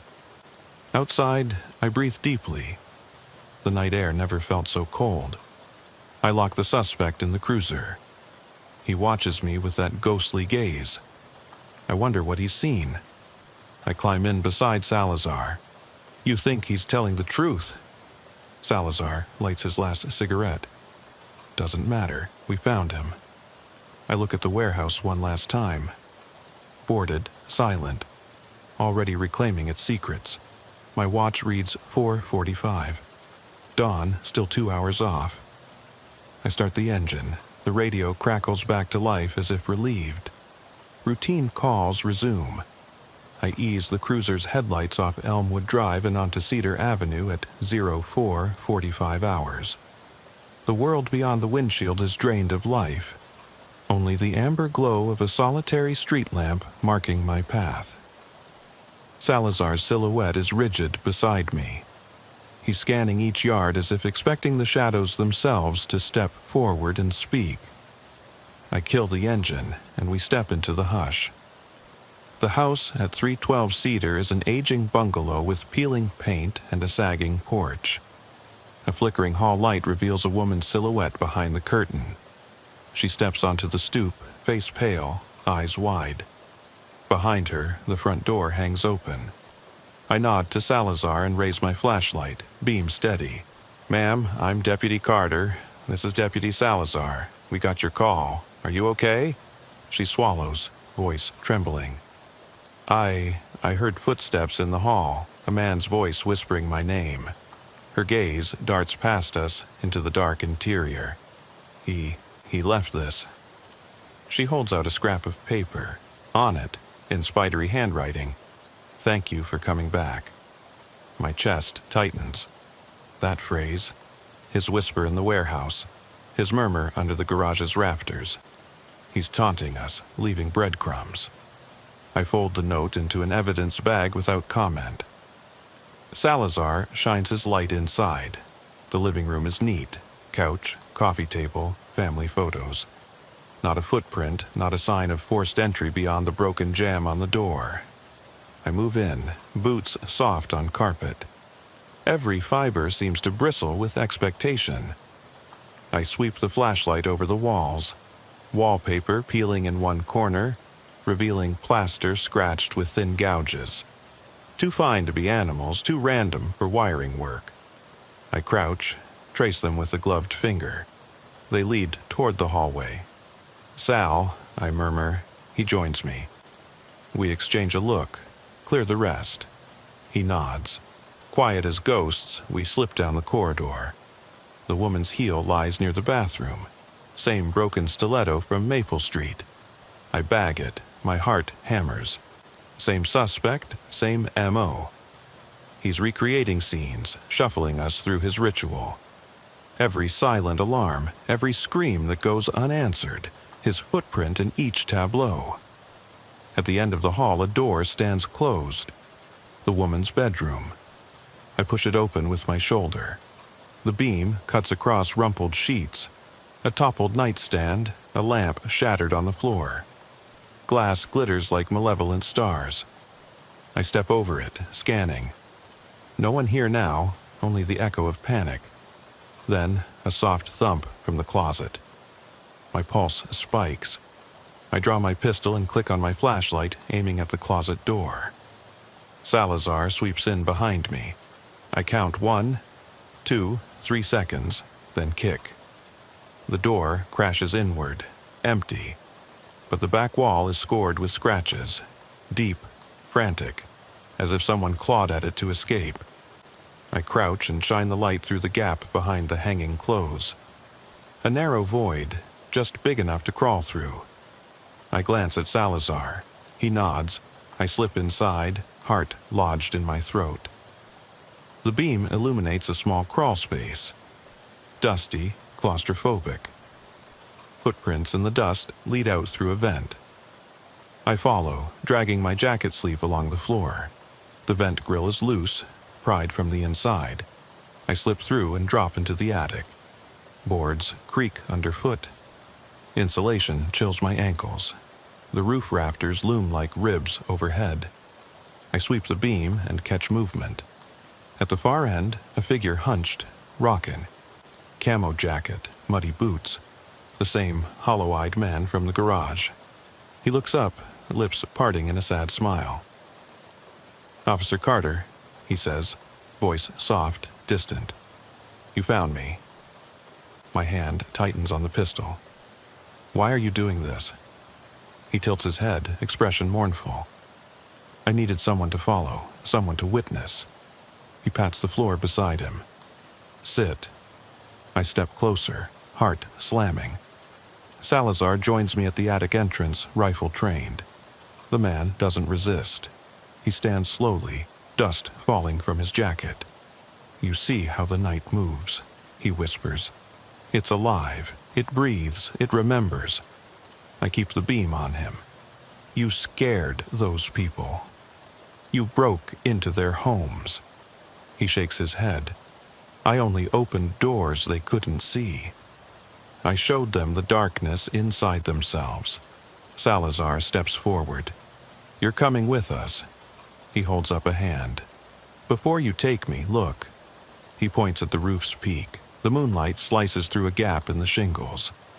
Beyond, the town sleeps, but in that sliver of sky, I see clouds racing, shadows shifting faster than wind should allow. My skin pricks.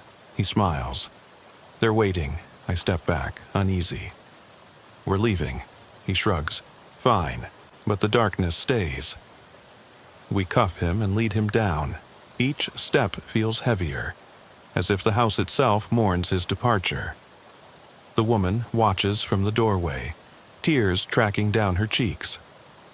I avoid her eyes, can't offer comfort when I feel hollow too. Outside, the K9 unit arrives. The dog sniffs the suspect, then looks at me, head tilt. It barks once, soft, an acknowledgement. We load him into the cruiser. I bag the attic dust sample, the closet vent grill, the broken heel. Evidence for the file. But I know the real evidence is the hollow look in his eyes, the invitation to keep chasing ghosts. Salazar and I climb in. I start the engine.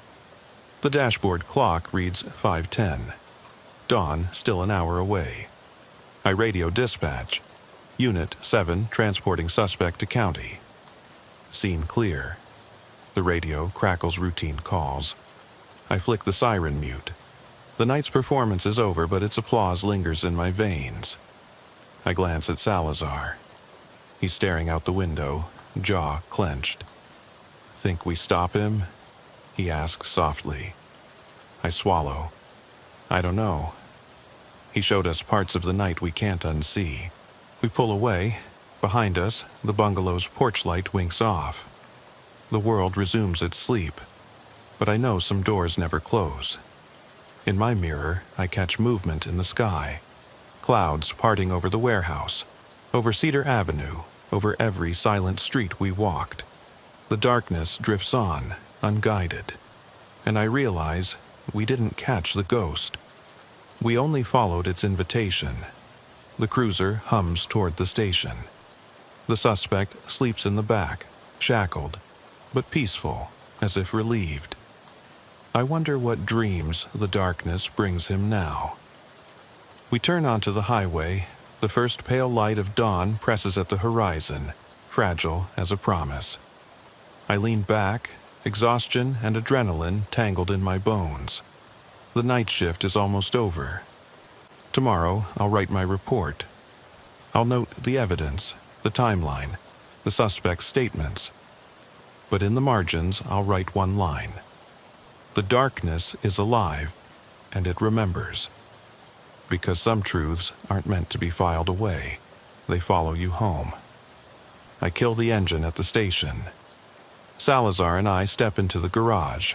Our boots echo on the concrete. The fluorescent lights buzz. Day reclaims the world. I take off my vest, unclip my radio, and hang them on the peg.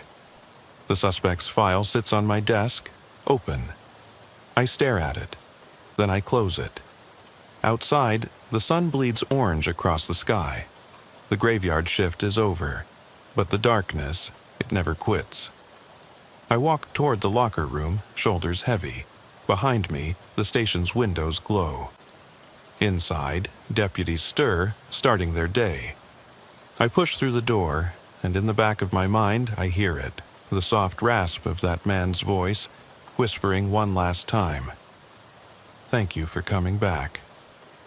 I park the cruiser outside the station at 5:45, heart still hammering from the attic encounter. Salazar kills the engine. We sit in silence for a long beat. Only the engine's residual hum and the distant clatter of the city waking up. Finally, I exhale. That was 6 hours of chase, I say. 6 scenes. 6 invitations. He nods, eyes on the dashboard clock. And he led us through everyone. I step out into the pale pre-dawn light. The station's overhead door rumbles as it closes behind me. My boots echo on concrete. I glance back at Salazar. He's gathering evidence bags from the back seat, the camo sleeve, the broken heel, the attic dust sample, the hatch hinge. All tagged, logged, ready for the file. But I know the real file lives inside my head. The pattern he wove: warehouse, garage, gas station, Maple Street home, diner, bungalow. Each scene a mirror, each silent alarm a summons. And always he vanished before we arrived, until we finally cornered him in the attic. I brush past the holding cell where he sits cuffed, head bowed. The guard gives me a nod. I step into the locker room. The fluorescent lights buzz overhead. I peel off my vest, unclip my radio, hang them up. My uniform feels heavy. In the mirror, I catch my reflection. Eyes rimmed red, jaw clenched. The night shift ages you in ways daylight can't heal. I run a hand through my hair. The echo of his whisper still coils in my mind. The darkness is alive, and it remembers. I change into blues, lock my gear away. On the bench lies the suspect's file. I open it, booking photo, fingerprints, statements. I read his words. I wanted someone to see. The darkness inside themselves. I close the file. Officially, the case will be closed. Trespass, burglary, disturbing the peace. He'll go to psych evaluation. They'll medicate him, maybe lock him away. But I don't believe the darkness stays locked. I step into the briefing room where deputies gather for shift change. Day crews shuffle in, blinking against the overhead glare. I catch the captain's eye. He nods. I give a quick rundown. Evidence collected, suspect in custody, pattern broken, for now. He listens, face unreadable. "Good work," he says. "Get some rest." I nod and exit. Outside, the street is brightening, the horizon awash of pale gold.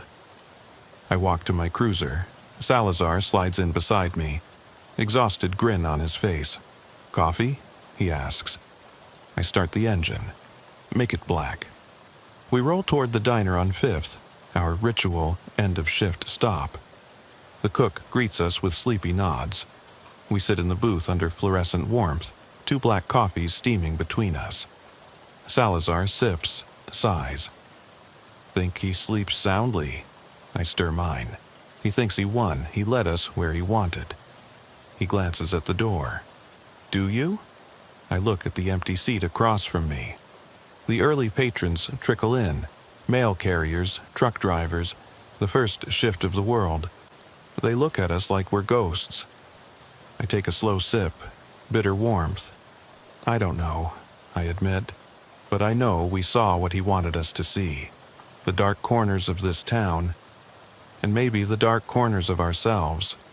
He nods. "And tomorrow night?" I set down the cup.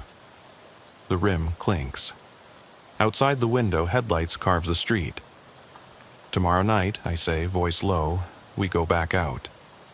Because someone has to." Salazar raises his cup. To the graveyard shift, I clink my cup against his. To the darkness that remembers. We finish our coffee. The diner's bell chimes as we push out into the morning. The world is waking. We head back to the station to file our final reports. But in my pocket is that scrap of paper from Cedar Avenue.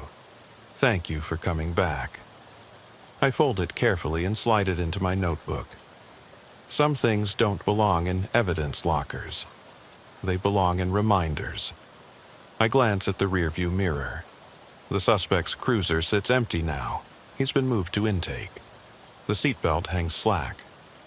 For a moment, I expect to see him there, watching me with hollow eyes. But the seat is empty, only the dawn fills the glass. I start the cruiser and pull onto the street. The station fades behind me. Ahead, the boulevard stretches, dappled in morning light. And somewhere beyond, the next silent alarm will trip. The next call will come. The darkness will stir and wait, because it remembers.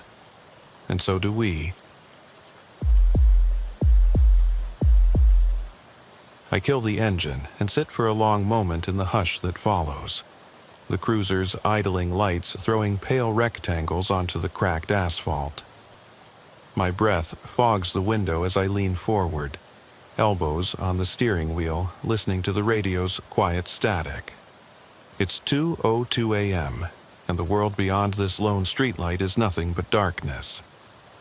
I can feel the weight of the graveyard shift settle on my shoulders.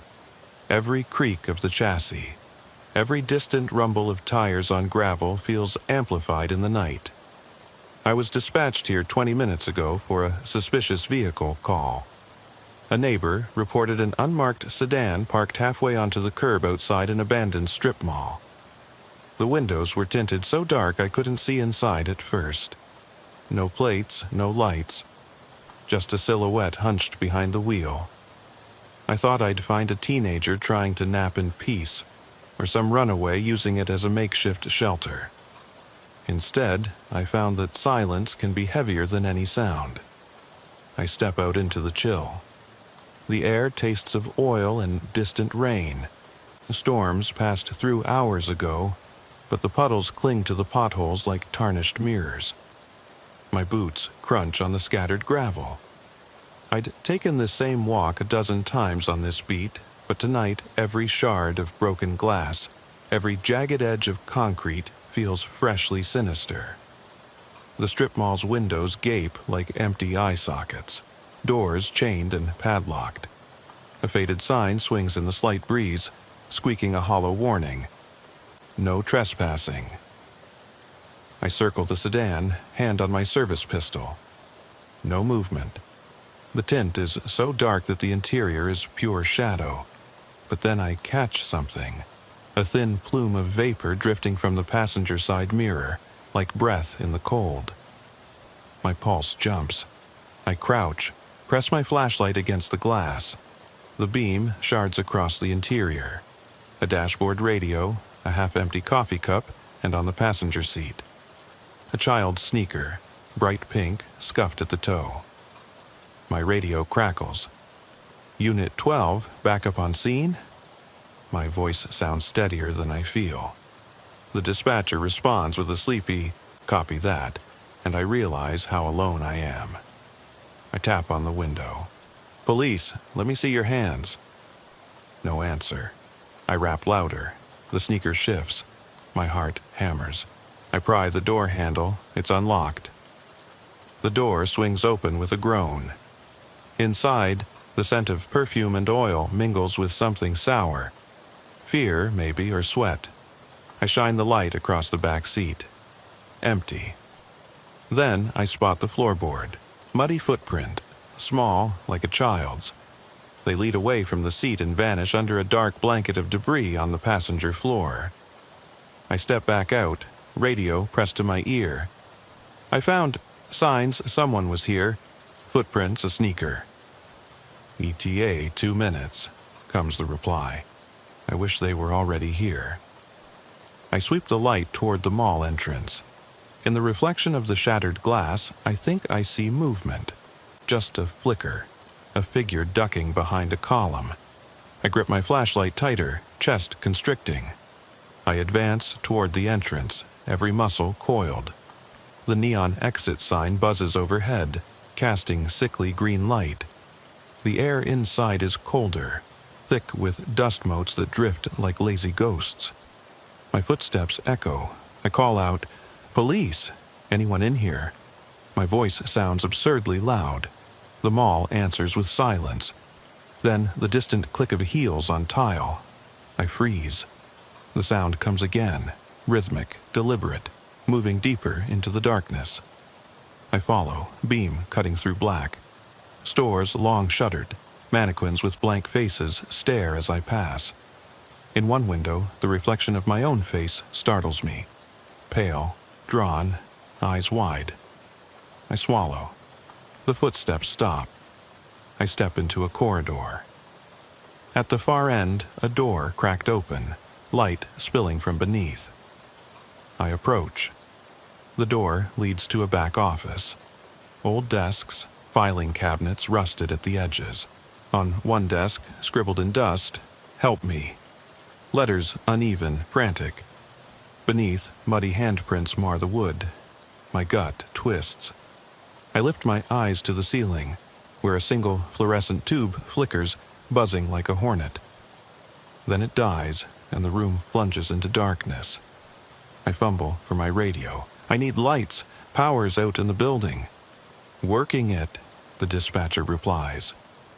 The overhead emergency lights kick in, dim and orange, revealing the room in harsh relief. The help me is gone, wiped clean. My heart thuds. I turn slowly. Behind me, the door is shut. No footprints lead away. It's spotless, as if no one was ever here. My breathing accelerates. I check the hallway, no sign of the exit door I just came through. The corridor stretches, unbroken, rows of storefronts on either side. I'm certain I walked straight. Now I'm disoriented. This place feels like a labyrinth. I tap my flashlight twice against my palm. I can do this. I'm a cop.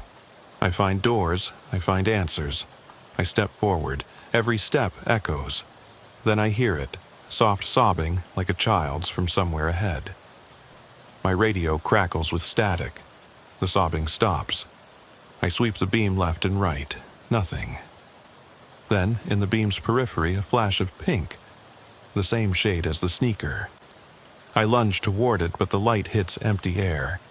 Behind me, the door I entered is gone, just a solid wall. Panic spikes. My pulse pounds in my ears. I whip around. The sobbing resumes just behind the wall, low and sorrowful. It drifts through the concrete, impossible. I press my palm to the wall. It's cold, damp. I can hear muffled breathing. I draw my pistol. "Come out with your hands up." My voice cracks. No answer. The sobbing grows fainter, then stops. Silence crushes me anew. I back away, every instinct screaming to run. But I need to know who's here. I take a tentative step forward, and the wall dissolves into a corridor I haven't seen before. I hesitate at the threshold. The corridor is narrower, ceiling lower, smell of mildew thick. At the far end, a faint glow, like moonlight through bars. I slip inside. The door slams shut behind me.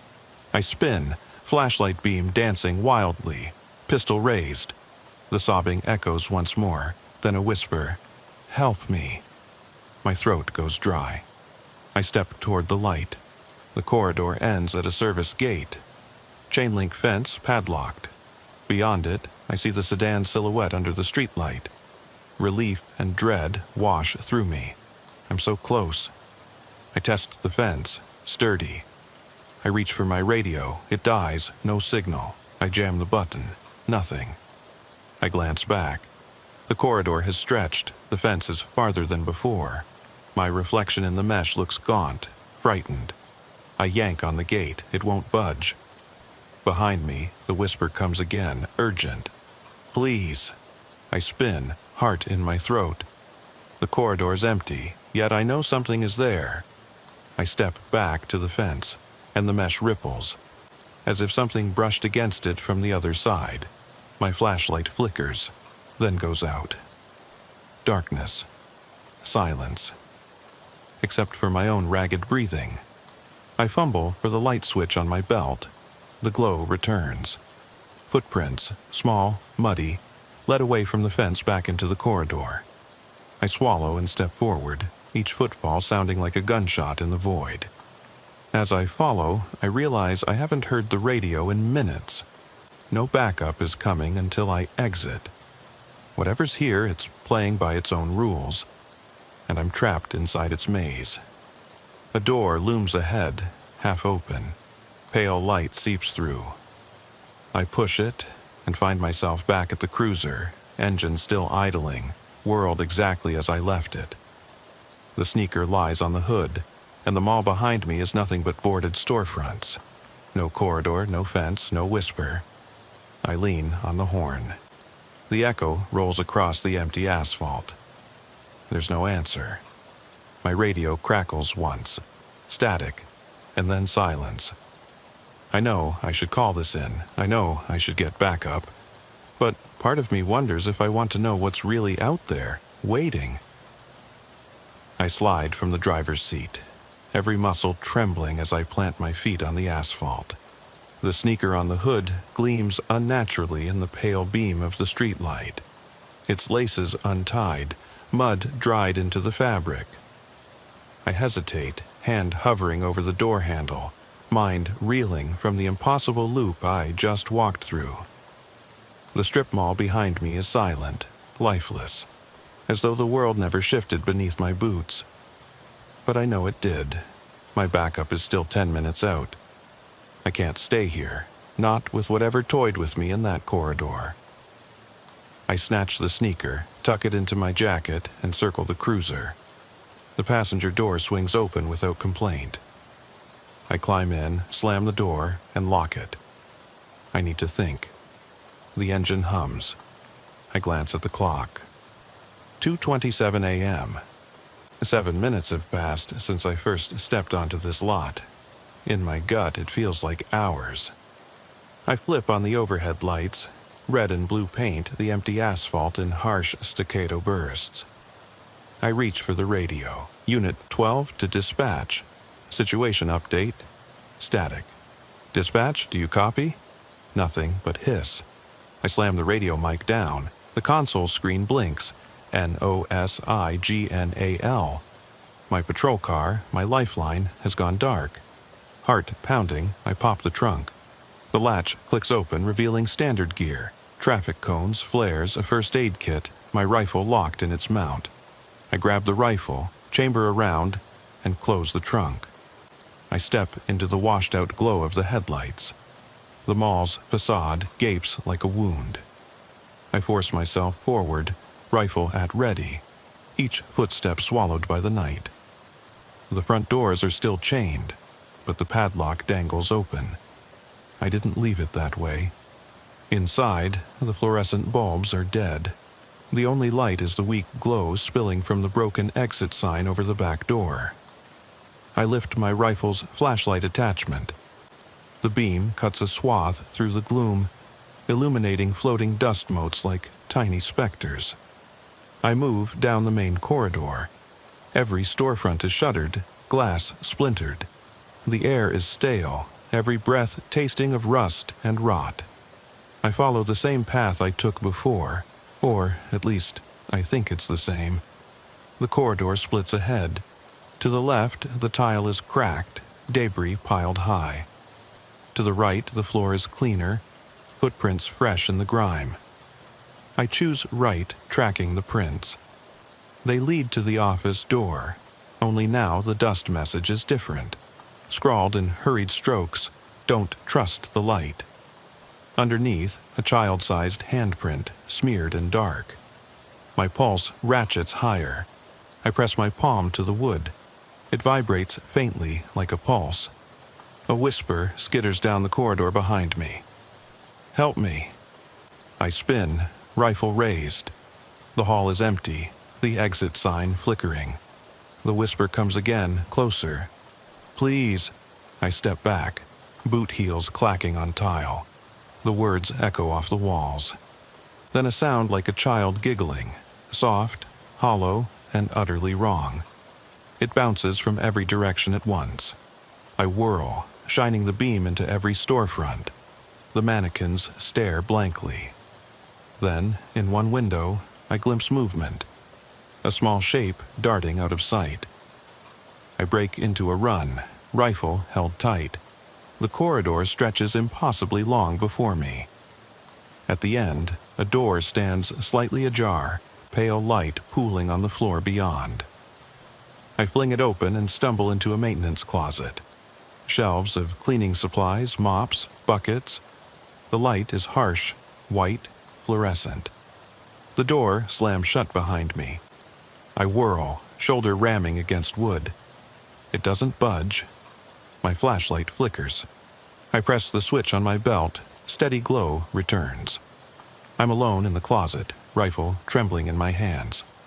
Then I see it, scrawled on the back wall in grime. "You're next." A scream rips from my throat, but it dies in my chest. I pound on the door. "Open this now!" No answer. The sobbing begins again, right outside the door, soft, agonized. The handle rattles. I back away, heart in my throat. The sobbing grows into a wail, then cuts off abruptly. Silence. I lean close to the door, ear against the wood. My own breathing is thunder in my ears. The hinge squeaks, slowly, deliberately, as if someone is tightening it from the other side. Then a small voice right at my ear. "Don't leave me." I stagger back, rifle up, and fire a warning shot at the door. The bullet thuds into the wood, splinters rain. The voice cries out, a child's scream, and then all is still. Minutes pass. The maintenance closet is deathly quiet. I press myself against the wall, sliding down until I sit on the floor, rifle across my lap. My mind races. Call for backup. But the radio is dead. Run? But into what? The mall seems alive now, hungry. The door rattles again. I spring up, shoulder against the handle, and heave. It opens inward, and I spill into the corridor, rifle swinging up. The hall is empty. Footprints trailing away toward the service gate I saw before. I follow. At the fence, the padlock is lying on the floor, broken. The chain link sags. Beyond, the sedan waits under the streetlight, exactly where it should be. Relief surges. I step through. The fence snaps shut behind me. I try the gate, locked. I pound on it. The sedan's lights flicker, then go dark. I raise my rifle. Something moves in the driver's seat, a flash of pink, the sneaker. I step closer. The window is fogged. I press my palm to the glass. On the other side, a small handprint appears, as if pressed from within. My breath catches. I wipe the glass. The seat is empty, a soft giggle behind me. I whirl. The corridor, gone. In its place, the open lot, the lone streetlight, the silent mall. But now the night sky is wrong. The moon is full, high and bright, though earlier it had been hidden behind clouds. Shadows stretch toward me, long and unnatural. I turn back to the cruiser. The driver's door is open. Inside, the radio crackles to life. "Unit 12, where are you?" "Backup's here." I exhale shakily. "I'm outside the mall. Send..." The transmission cuts off as the radio explodes into static. Then silence again. I move around the hood. The sneaker is gone. In its place, muddy footprints lead into the darkness away from the mall. My training screams to pursue, but something deeper holds me back. The footprints vanish at the edge of the light, swallowed by black. I raise my rifle, heart hammering, mind screaming.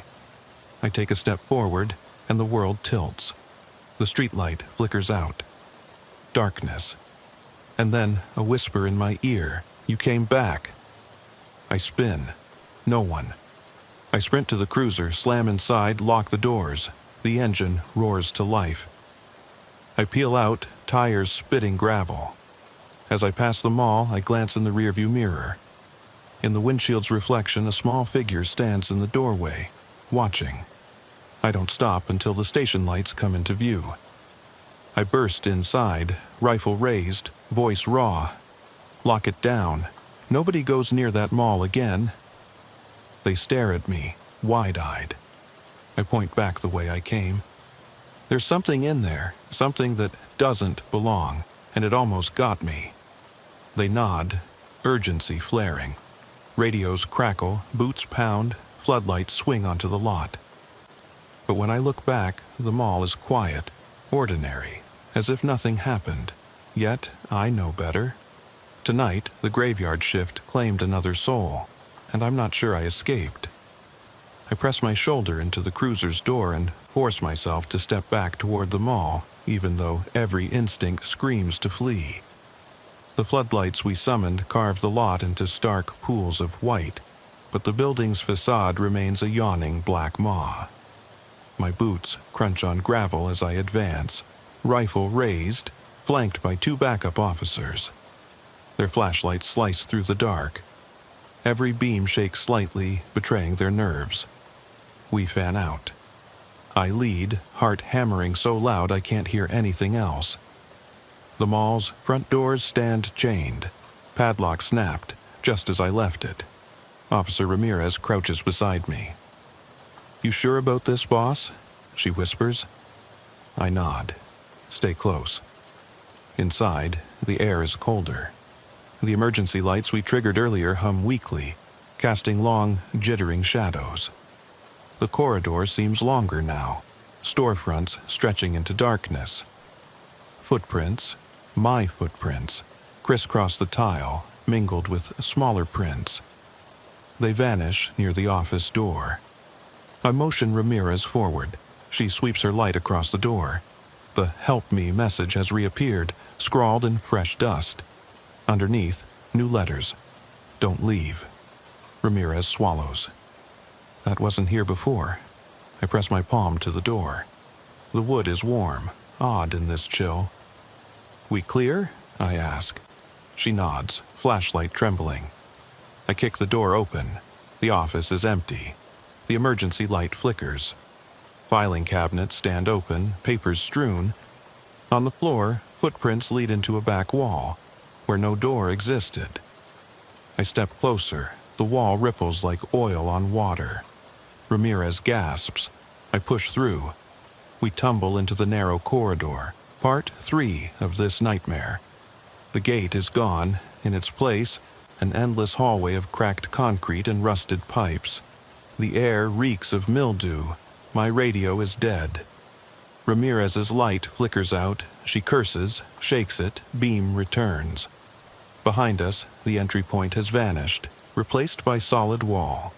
We press on. The sobbing begins, low, mournful, echoing. We follow it, boots sloshing through shallow water pooling on the floor. The corridor slopes downward. The temperature drops. Our breaths fog in the beam. Pipes overhead drip in irregular rhythm, like a dying heartbeat. A door appears, half buried in rubble.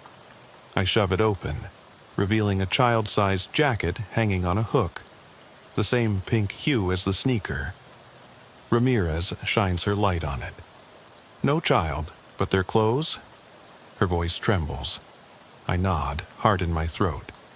Footprints circle the jacket, then lead into darkness. We follow. The corridor branches. To the left, the sobbing louder. To the right, a dim glow. I choose left. Ramirez hesitates, then follows. Each step, the sobbing stops and resumes ahead. We round a corner, empty. The sound shifts behind us. We spin, nothing. Then, at the far end, a sliver of moonlight through bars. I approach. It's the service gate. The padlock hangs intact. I try the handle. It's locked. Ramirez steps forward, pressing her face to the chain link. "They're in there," she whispers. I glance back. The corridor has stretched again. I lean close to the gate. A small handprint appears on the other side. I catch my breath. "Hold on," I murmur. I lift my rifle, brace against the fence, and fire twice at the lock. The padlock shatters. We slip through. Beyond is the lot, but wrong. The cruiser sits overturned, lights smashed. The mall facade is charred, windows dark. The streetlight above is bent, flickering. Ramirez stumbles back. It's changed. I step forward. The lot's surface is cracked, weeds sprouting. The air hums with static. I raise my rifle, every instinct taut. Then I see it. The sneaker, on the ground near the mall entrance, muddy and worn. I pick it up. Inside, scrawled in ink, "You're mine." A scream echoes from inside the mall. Ramirez and I exchange a look. We run to the doors. They burst open as we approach. Inside, the corridor is alight with emergency lamps, blood-red glow. Footprints lead away into the gloom. Ramirez's radio crackles, backup calling, but their voices are distant, warped. I step into the corridor. The walls are lined with faces, photographs pinned in dusty frames, missing persons, children, parents, officers. Their eyes follow me. Ramirez gasps. I shine my light. Each photo is stamped with a date. Years, decades, then a question mark. At the end of the row, a photo of me, taken that night, time-stamped 2:25 a.m. My blood runs cold. I tear the photo down. It's blank on the back. The sobbing wells up behind me. I whirl. Ramirez is gone. Footsteps. Mine echo. I run forward, heart in my throat. The corridor opens into a vast chamber. The sedan at its center, headlights on, illuminating a circle of mannequins wearing children's clothing. Their faces are featureless. In the driver's seat sits a small figure, head bowed. I step closer. "Hey," my voice cracks. The figure looks up. Empty eye sockets, mouth stretched in silent scream. The sneaker sits on the seat next to it. I lift my rifle, but can't shoot. The figure stands, tilting its head. The mannequins sway inward, surrounding me. The sobbing crescendos. I close my eyes, squeeze the trigger, but the rifle clicks empty. When I open my eyes, I'm outside again. Dawn light seeps over the horizon. The mall is silent, untouched. Ramirez's cruiser idles at the edge. She sits behind the wheel, staring at me. I hold up the sneaker. She shakes her head. No one else came through. I swallow. We need to leave now. As we drive away, I glance in the rearview mirror. The mall stands bathed in sunrise. Ordinary, benign. But I know the truth. Beneath its surface lies a shifting labyrinth, hungry and patient, claiming those who wander its halls. And I still carry its token, a child's sneaker, proof that the graveyard shift never truly ends.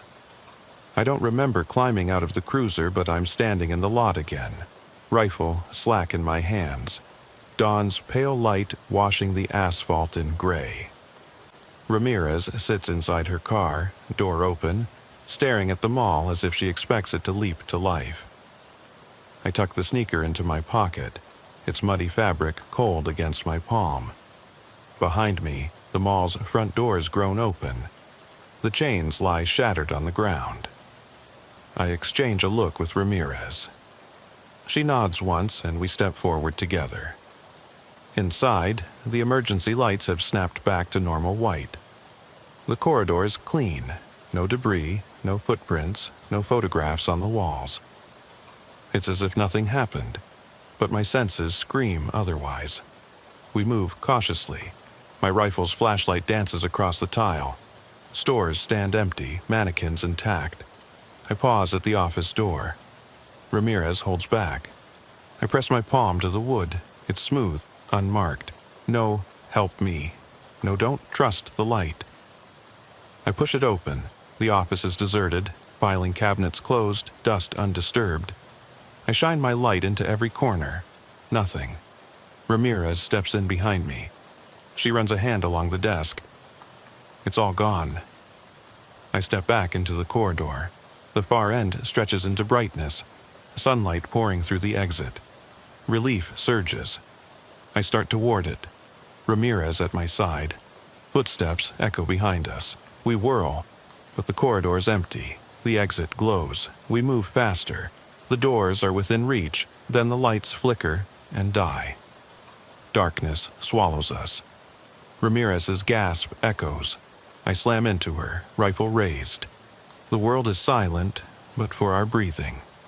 A soft laugh, childlike and distant, ripples through the dark. I freeze. Ramirez whispers, "No." A beam of sunlight bursts back to life at the corridor's end. In that brief flash, I see them, silhouettes of children standing just beyond the doors, their heads tilted, watching. When the light fully returns, they vanish. We reach the doors and throw them open.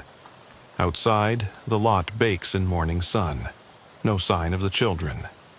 Ramirez stumbles out and I follow. We stand in the light, panting. Behind us, the mall doors swing shut, on their own. We watch until they click locked. The padlock hangs intact. I pull the sneaker from my pocket. It's cleaner. Mud washed away, fabric bright. No scuffs, no sign it was ever worn. I stare at it, heart pounding. Ramirez touches my arm. We need to report this. Her voice is unsteady. They'll think we're crazy. I nod, slipping the sneaker into my jacket. We tell them what we saw. She glances back at the mall. And the children? I swallow. I hesitate. We lost them. She shivers. Let's go. We walk to our cars. I pause at the cruiser's hood, tracing the faded paint with my fingers. The world feels unreal, like waking from a dream. I slide into the driver's seat. Ramirez climbs into hers. Engines roar. As we pull away, I look back at the mall. The windows reflect the sun.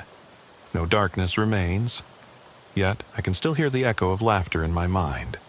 On the dash, the radio lights flicker to life. A voice crackles. Unit 12, are you all right? I swallow, voice tight. We're fine. The voice sighs. Backup's clear, the mall's empty, no signs of anyone. I nod, though they can't see me. Copy that. I turn off the radio and reach into my jacket. The sneaker is gone. In its place, a single muddy footprint smudge on the lining. I close my eyes.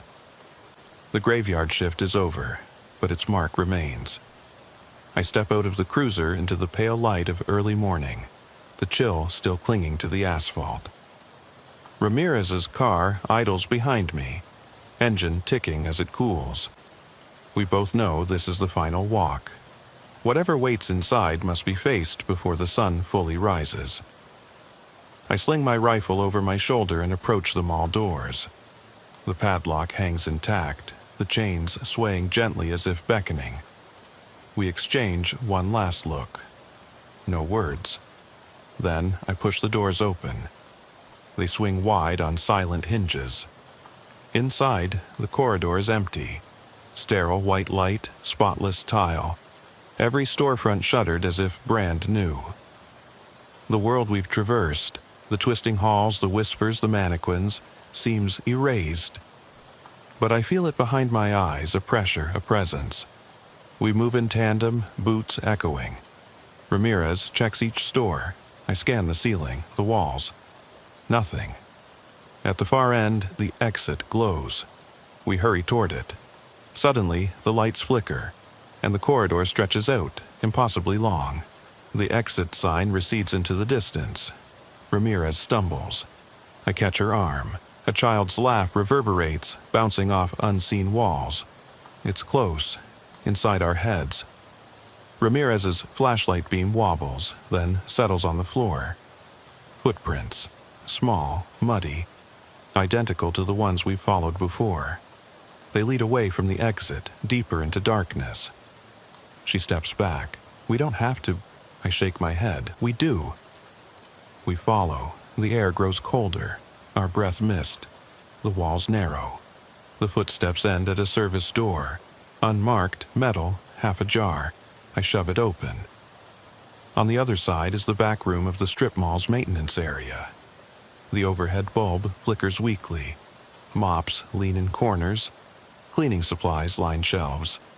But in the center lies a circle of toys. A teddy bear, a toy truck, the pink sneaker. Ramirez gasps. I kneel and pick up the sneaker. It's warm again, as if freshly worn. Behind us, the door slams shut. We whirl. The room has changed, the single bulb replaced by dozens of small lights, like stars, embedded in the ceiling. The walls are gone, replaced by endless blackness. The toys float in the air, spinning slowly. A soft lullaby drifts through the void, tinny, warped. I cradle the sneaker. The lullaby's notes twist into words. Stay, play. Ramirez grips my arm. We need to leave, now. I stand, rifle raised, but there is nothing to shoot. The toys drift away, forming a path into the black. The sneaker pulses in my hand, a heartbeat. I swallow and take a step forward. Ramirez hesitates, then follows. We walk into the void. The lullaby grows louder, the lights overhead brightening into a constellation. The toys circle us, playful and menacing. At the path's end, a figure stands, small, hunched, pink sneaker on one foot, the other bare and muddy. Its face is hidden under a hood. I call out, voice echoing, "Child, come out!" The figure tilts its head. It lifts one pale hand, pointing back the way we came. The path dissolves. Behind us, the void stretches, no escape. Ramirez's flashlight flickers out. The lullaby warps into a scream. I step toward the figure, heart hammering. "Why are you here?" It raises both hands, and the world shifts again. We're outside, standing in the empty lot. The morning sun glints off the cruiser's hood. Toys lie scattered across the asphalt. The sneaker, the teddy bear, a toy truck. The strip mall looms silent behind us. Ramirez scrambles backward. They're gone. I stare at the toys, then at the mall. The padlock on the door is intact. No broken chains. No signs of our passage. The world is ordinary once more, except for the toys. I bend and pick up the teddy bear. Its fur is damp, muddy at the paws. The sneaker in my other hand pulses softly. I tuck both into my jacket. Ramirez's voice is distant. "We need to report this." I nod, but my eyes are fixed on the mall. A single window pane reflects my face, and behind me in the reflection stands the small hooded figure. I whirl, but the lot is empty. I close my eyes. The graveyard shift is over. The sun has risen, but its mark remains etched into my mind. I slide into the cruiser. Ramirez climbs in beside me. Engines roar. As we pull away, I glance at the rearview mirror. The toys sit on the passenger seat, innocuous in the daylight. The mall recedes, ordinary and silent. Yet I know the truth. Some places never let you leave. In my pocket, the sneaker's pulse slows. The lullaby fades. But when I close my hand, I feel its heartbeat, soft, insistent. A reminder that the night's horrors live on, just beyond the light. And somewhere, in the labyrinth beneath that mall, a child waits, whispering for someone to come back.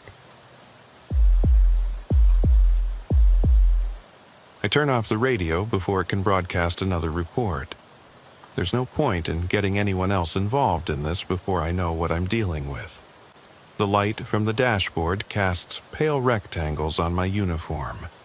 My badge glints coldly. My name tag is dull in the semi-darkness.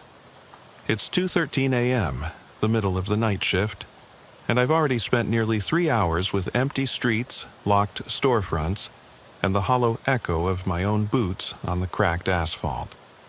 The call came in 10 minutes ago. Suspicious vehicle behind the closed auto repair shop in Maple Ridge. No license plate visible. Engine off, no movement. Maybe just a normal piece of junk. Expired license plates, someone sleeping off a hangover. I turn onto Maple Ridge Parkway, the tires crunching on the gravel, and everything seems far too quiet, as if the night itself is holding its breath. The streetlights flicker in rhythm. 1, 2, 3. Then they go out, and I drive on in the headlights. I pull up slowly next to the back of the garage. The roller doors are locked with rusty padlocks.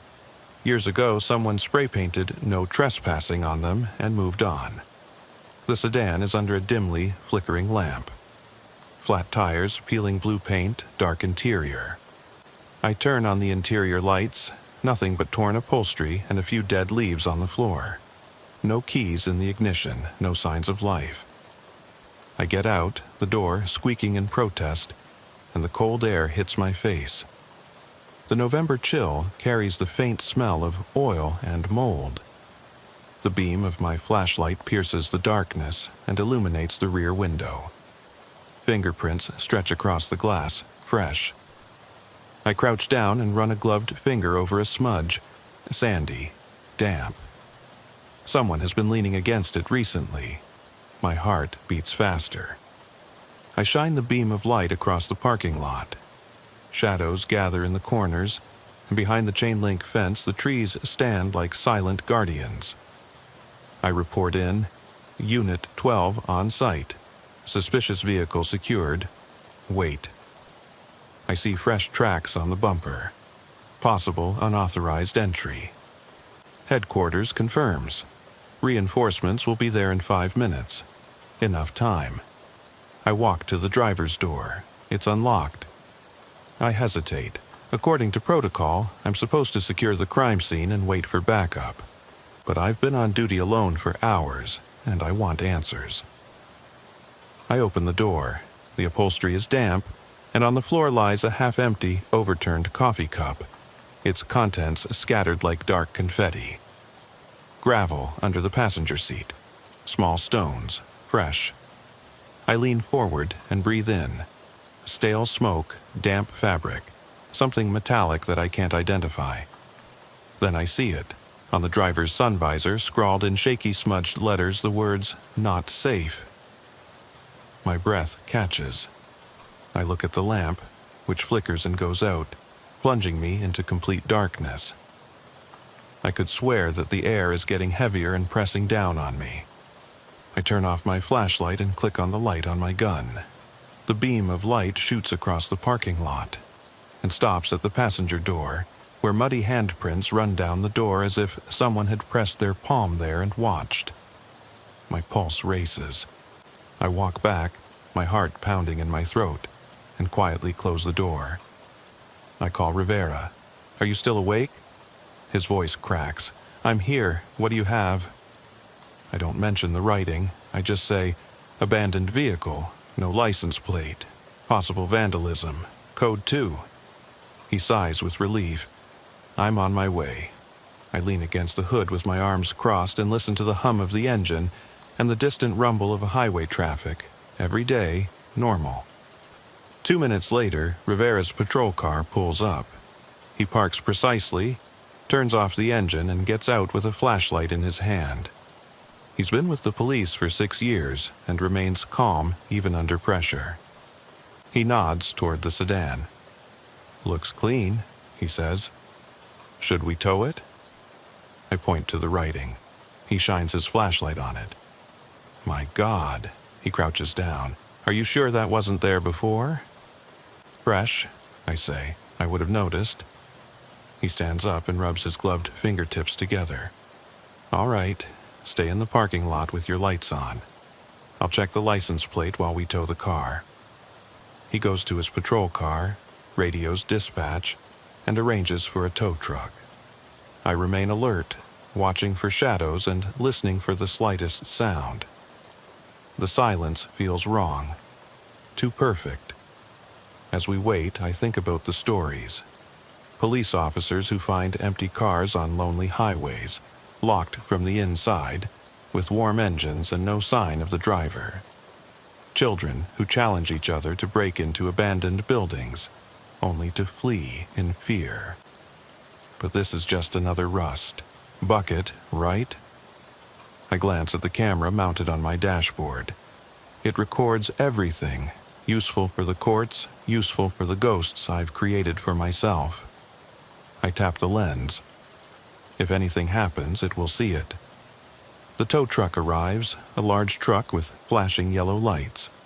The driver, a wiry guy named Jenkins, jumps out, a cigarette dangling between his lips. He hooks the front wheels of the sedan. When he activates the winch, the trunk pops open on its own, slowly, reluctantly, like lungs exhaling. Jenkins curses and jumps back. Rivera and I shine our headlights on the trunk. It's empty, but the locking mechanism really shouldn't have opened under tension. I feel a tingling sensation in the back of my neck. I step closer. The inside of the trunk is scratched, long drag marks in the dust, as if something heavy had been pulled out. I close it. "Keep it closed," I say to Jenkins. He nods, uneasy. He pulls the car onto the loading area and gets into the driver's cab. As he drives off, I see the silhouette of the sedan disappear into the night. Rivera pats me on the shoulder. "Everything okay?" I swallow. "Yeah, just the night shift." He nods understandingly. We get back into the patrol car. I try to radio headquarters, but the moment I press the button, the static on the line turns into a soft whisper. So soft that I almost don't hear it. "Head back." I freeze, my finger on the microphone. Rivera sees it. "What?" I laugh it off. "Nothing." I press the talk button. "Unit 12, proceeding to the next call." My voice sounds hollow. We drive on.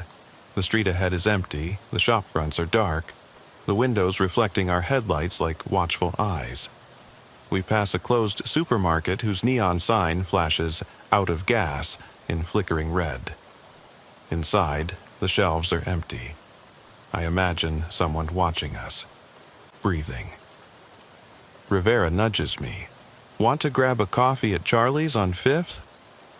Normally, I'd welcome the caffeine, but tonight I want to go home. "Later," I say. "Let's finish our shift." He respects that. 15 minutes later, we reach the alley behind the police station, our last stop before we have to report back. I turn off the patrol car's headlights. There's nothing in the alley but dumpsters and graffiti, tags upon tags, their colors faded in the moonlight. I get out, the padlock on my belt rattling. Rivera follows me. I walk to the other end of the alley and kick a dented dumpster. My breath comes in gasps. Then I see it. Muddy footprints leading under the dumpster and into the shadows behind the chain-link fence that borders the property. The fence gate is ajar. Someone slipped through. Footprints from heavy boots, size 46, heading north. Away from the station. Away from safety. I reported over the radio. Unit 12, possible trespassing behind the guardhouse. Footprints heading north. Control center. Roger, forensics on their way. Rivera and I go behind the fence, our flashlights tracing arcs through the darkness. The footprints disappear at the edge of the asphalt and merge into cracked concrete overgrown with weeds. No further traces. No dropped items, no scraps of fabric, just footprints. I crouch down and examine the pattern, military style. My stomach tightens. Why military boots? There's no military base here. Rivera shines his flashlight on the fence. "Do you think it has something to do with the sedan?" I nod slowly. "Someone's watching us, testing the boundaries." He frowns. "Should we call it off?" I think about it. Protocol requires us to secure the area and wait, but I want to follow the trail. I want to know who's out there. "Let's walk 5 minutes, then we'll check in." He hesitates, then joins me. We step off the asphalt onto the tall grass. The beam of light falls on an overturned stop sign. I hear a soft click, metal on metal. I turn around. Rivera's light shines over the fence. The gate has slammed shut behind us. The bolt is loose. We're in a cage. I strain my ears to hear something outside the compound. Wind or footsteps? My radio is silent, dead. I tap the handheld device, no response. The hum of the station's neon sign grows fainter. Rivera grabs my arm. We're cut off. I force myself to stay calm. Stay close to me. We walk toward the footprints. They lead to a dilapidated side entrance. The door is open.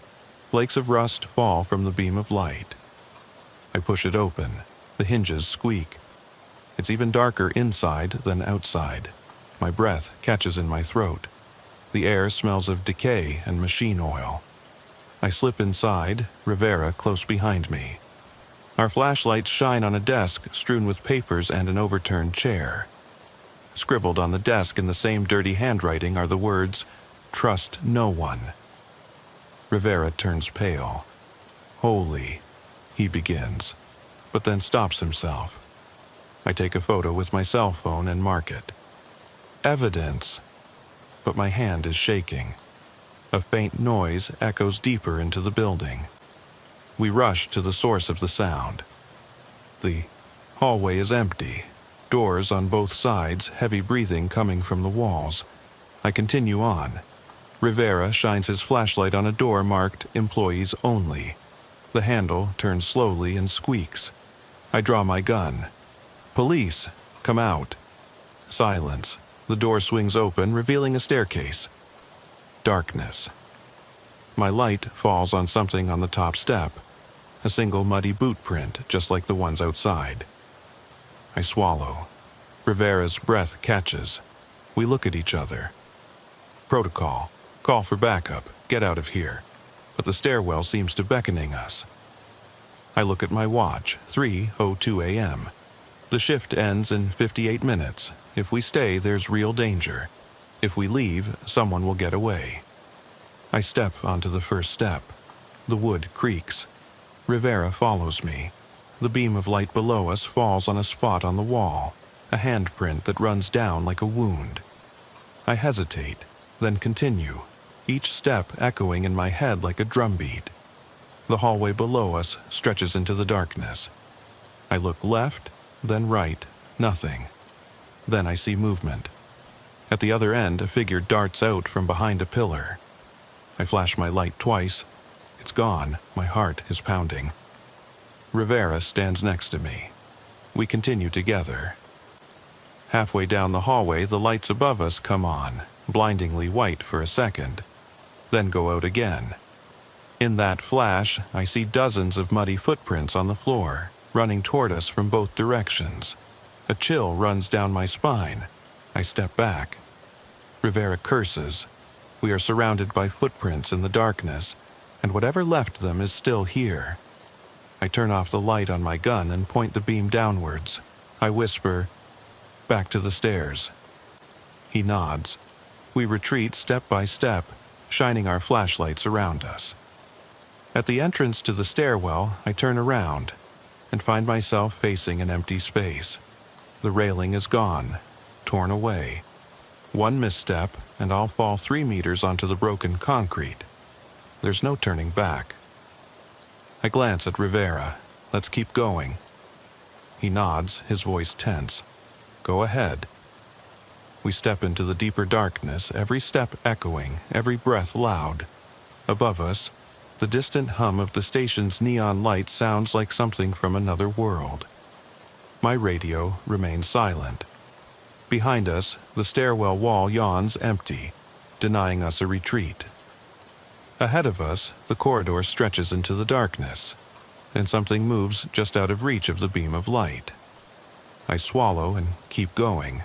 My hand stays on my weapon. Every instinct screams at me to run away, but I need to know who is watching us. I need to know why the night has turned against us, and if we'll ever get out of here. The beam of my flashlight dances across warped walls, trailing shadows that might be outlines. My heart is pounding. This must be what the night shift feels like. Alone, vulnerable, hunted. I glance at Rivera's silhouette beside me. Calm, determined, frightened. We look at each other. No words. Our footsteps carry us forward. The darkness breathes, and somewhere ahead of us something is waiting. I step into the dark corridor, all my senses on high alert. The beam of my flashlight trembles as it pierces the darkness, revealing peeling paint and exposed pipes on the walls. The air is stuffy, stale, and smells faintly metallic, like old blood or long-abandoned machinery. My boots echo on the cracked linoleum floor. Rivera's footsteps follow mine, quieter but just as determined. We are ghosts wandering through someone else's nightmare. We turn a corner, and the beam of light falls on a half-open door. A faint, flickering, yellowish light shines through. I signal to Rivera to stay back. With my hand on my holster, I push the door open with my flashlight. It swings inward with a creak. Behind it is a small break room. Overturned chairs, a broken coffee machine, foam cups scattered on a laminated table. The light comes from a single light bulb dangling from a chain, bathing the room in flickering pulses of light and shadow. The smell here is even worse. Sour, acrid, like chemicals mixed with decay. I look around the room. There is nothing living to be seen, but on the table, written in the same dirty handwriting, are the words, "You came." The letters are smudged, the edges blurred, as if written by trembling hands. My heart is pounding.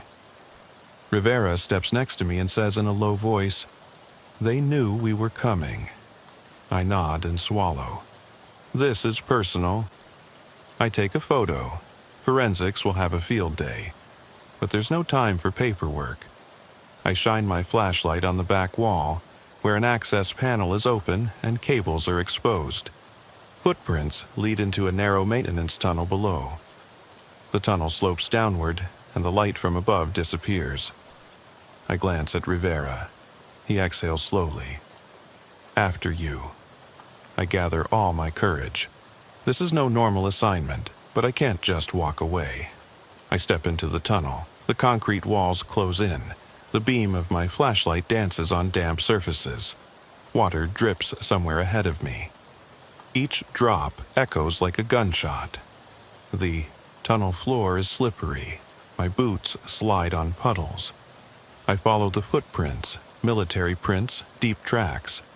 They lead slightly downhill. Rivera's light joins mine, creating two cones of light that overlap in the darkness. After 15 meters, the tunnel opens into a larger room. My beam of light sweeps across it. Old, rusty filing cabinets, a workbench strewn with tools, gears, and cable reels. In the middle stands a single chair in front of an empty wall. A doll in a police uniform is tied to the chair, with a protective vest, badge, and a name tag that reads S. Rivera. The dummy's head is tilted forward, its arms hanging limply. My stomach churns. Rivera curses softly. That's me." I step closer. The badge on the dummy is made of real metal and has a dull sheen. The name tag belongs to Rivera. I reach out trembling and touch the badge. It's cold. Too cold.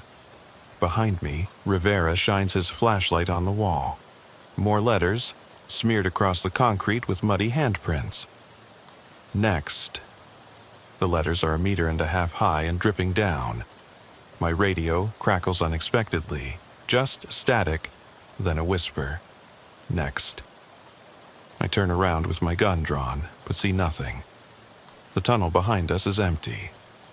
The only exit is a staircase leading further down. I glance at Rivera. His face is pale. He nods once. We descend. The staircase is narrow, the steps made of steel grating. Every step makes the structure shake. The air grows even colder, a palpable chill. At the bottom, a heavy metal door stands ajar, light shimmering through it. I push it open with my flashlight. Behind it lies a huge room, a former loading dock that has now been converted into something unrecognizable. The room is cave-like. Rusty cranes hang above us. Stacks of wooden pallets line the walls. In the middle, illuminated by a single flickering light bulb, stands a makeshift altar. The overturned hood of a patrol car, its paint scraped off, resting on concrete blocks. On the hood is a circle of muddy footprints, and in the middle lies my badge, shiny, new, on a patch of dark, wet earth. My breath catches in my throat. They have taken something that belongs to me and desecrated it. Rivera's light casts silhouettes on the walls. Figures made of piled-up debris, mannequins in civilian clothes, faceless heads turned toward the hood as if watching. Their poses are unnatural. Arms twisted, shoulders slumped. They seem to grin in the dim light. I get goosebumps. My heart pounding, I step toward the hood. The badge is mine. It's proof of my identity, my authority. I carefully lift it up by the edge. The earth beneath it is damp and fresh. I wipe it on my sleeve. As I straighten up, the light bulb above me flickers violently and then goes out. The room is plunged into darkness. Only my flashlight and Rivera's are still shining, two trembling points in a sea of black. A distant clang echoes, metal on metal, somewhere to our left. Rivera jumps up. "What was that?" I whisper tensely. The tunnel behind us is swallowed by darkness. In front of us, the exit door is closed, with a faint light visible behind it. I walk toward it, Rivera close behind me. Every step feels like I'm wading through water.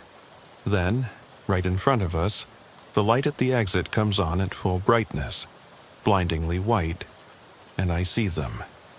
A row of figures standing between us and the door. Not mannequins, real people, their faces covered in mud and shadows, wearing different uniforms, some police, some civilians, some military. They stand completely still, their boots in muddy footprints that crisscross the floor. My pulse races. I hold the flashlight higher. The figures don't move. My radio crackles again. "You shouldn't be here." The voice is neither male nor female, flat, mechanical, echoing. Rivera swings his flashlight. The head of one of the figures turns slightly, as if noticing us. I swallow. "Who are you?" My voice echoes. No answer. I glance at Rivera. "Back to the stairs," I order. He hesitates and looks at the exit door behind the figures. I nod. "Now." We walk backwards, the flashlights pointed at the guards. The floor vibrates. A low rumbling, as if a machine were starting up in the distance. The figures remain motionless. When we reach the stairwell door, I slam it shut and lock it. The rumbling stops. Silence presses down on us. We lean against the door and breathe heavily. I look at my watch, 3:28 a.m. 32 minutes until the end of the shift. 32 minutes to find a way out. Rivera whispers, "We have to report this." I nod. I press the radio. Dead. I try my cell phone. No reception. The steel and concrete of the building have swallowed our means of communication. I slide down the door and sit on the bottom step. Rivera crouches down next to me. "What now?" he asks. I stare at the dark stairwell above us. "We're going upstairs," I say. "We'll look for another exit." He nods, his determination visible in his eyes. We stand up, draw our weapons, and push the door open. The room behind it is silent. The figures in the hood are gone. The light bulb above us burns steadily. The tunnel back to the surface yawns silently before us. We step into the corridor. Footprints lead upward to a barred hatch in the ceiling. I lift the hatch. Fresh air and faint moonlight stream in. Freedom. I climb through. Rivera follows me. We emerge behind the police station near the alley where we found the tracks. The parking lot is empty. The lights of the patrol car are off. The hum of the neon lights at the police station is distant but clearly audible. I look at my cell phone. I have reception again. I radio headquarters. Units 12 and 13. Immediate pickup requested. Code 3. My voice is calm. Rivera exhales deeply. We get into the patrol car. As I start the engine, I glance in the rearview mirror. In the darkness behind the alley, I see a figure standing under a streetlight, muddy boots, unrecognizable face, watching us. I turn off the headlights. The figure steps back and disappears into the night. Rivera grabs my arm. "You saw that?" I nod. "Yes." I drive off, the tires squealing. With our hearts pounding, we race to the station. Later, in the safety of the station, we write the report. We mention the sedan, the fingerprints, the messages, the mannequin. They call it bizarre, but it goes into the file. Forensics secured fingerprints. Military pattern confirmed. The surveillance cameras show nothing entering or leaving the building. I kept my badge, Rivera, too. But something changed that night. The night shift is no longer just empty streets and quiet calls. It's the knowledge that someone, or something, is out there, watching, waiting, writing messages in mud and shadows. And they know our names. I press my back against the patrol car, my heart pounding so loudly I can feel it in my throat. Rivera's hand is on my shoulder, firm, reassuring, but even he looks shaken. Through the windshield, the alley behind the station glimmers in the pale glow of the neon police sign. The air smells of damp asphalt and old paper.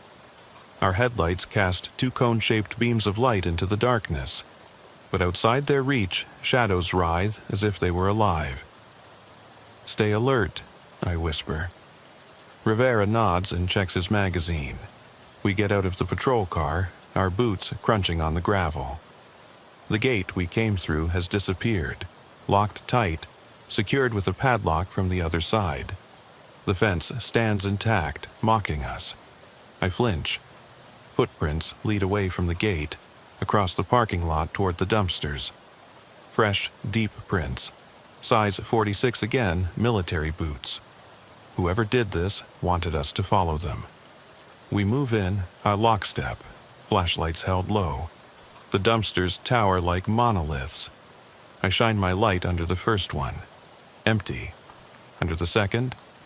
Empty. Under the third. A piece of fabric catches my eye, caught in a rusty wheel. I crouch down, careful not to step in the mud. It's a torn piece of dark fabric, heavy canvas, like the leg of a uniform.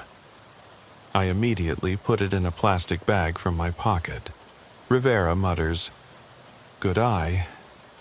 We continue on, the footprints leading past the dumpsters to a narrow driveway between the station and a dilapidated apartment building. The driveway leads downhill into deeper shadows.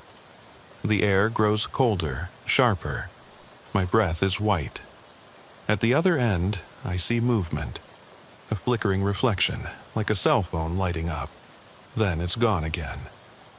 I raise my voice quietly. "Police, show yourself." An echo answers. Rivera's light dances over a garage door at the foot of the apartments.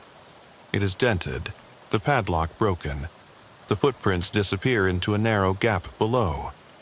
I crouch down and peer inside, only darkness. Then I hear a faint dripping sound, water falling on concrete. I can't see the source. "Should we call for backup?" Rivera whispers tensely. "Not yet," I reply. "We're close."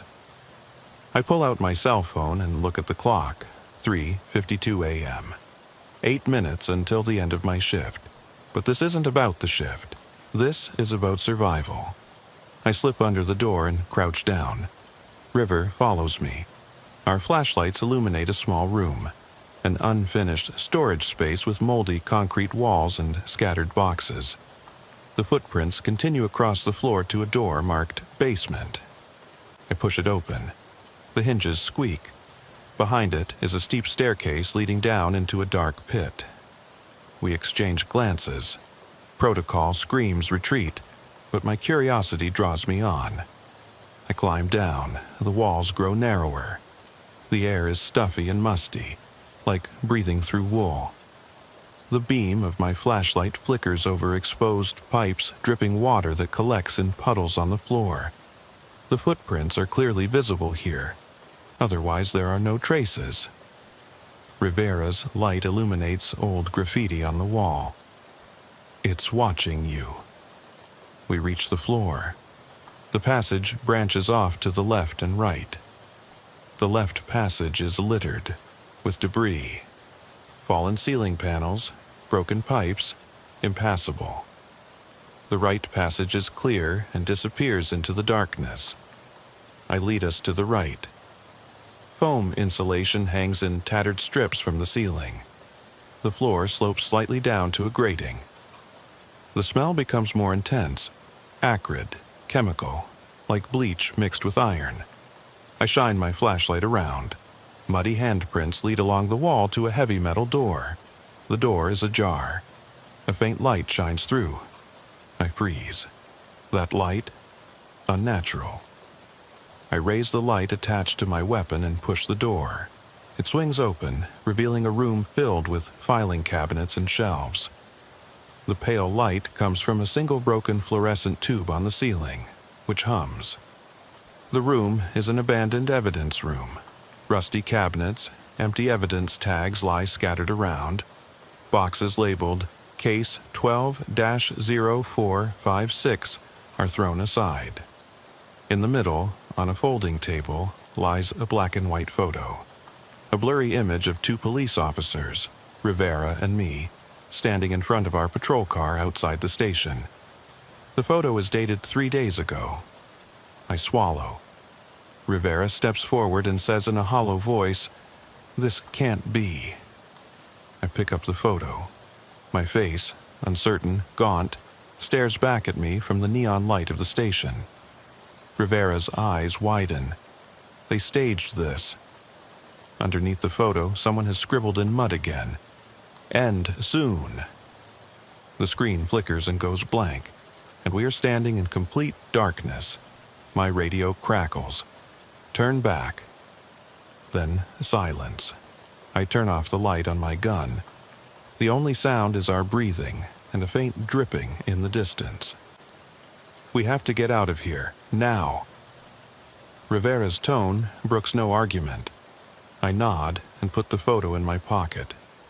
We leave the room and close the door behind us. The footprints lead back in the direction we came from. I follow them, counting the steps, my heart pounding. Halfway down the stairs, a voice whispers, softly, almost familiar, my name. "Officer Matthews." It comes from the darkness above us. I freeze. Rivera's light shines upward, nothing but empty steps. "Did you hear that?" he whispers. I nod, my throat tight. We climb 2 steps at a time and rush into the storage room. The door slams behind us. Rivera pulls it shut and locks it. The vibrations echo through the walls. We don't say a word. We climb back through the garage opening into the alley. The lights of the police station shine above us. We are safe. The padlock on the gate is intact. We step into the parking lot. My cell phone has reception again. I press emergency. Units 12 and 13 need immediate backup. Possible hostile person. The dispatcher interrupts me. "We have your location. Help is on the way." I put the phone in my pocket. Rivera and I lean against the patrol car and watch the dark facade of the apartment building. No sign of movement. The night is quiet again, but the air vibrates with unspoken threats. My badge feels heavy on my chest. Backup arrives. 3 patrol cars with flashing lights.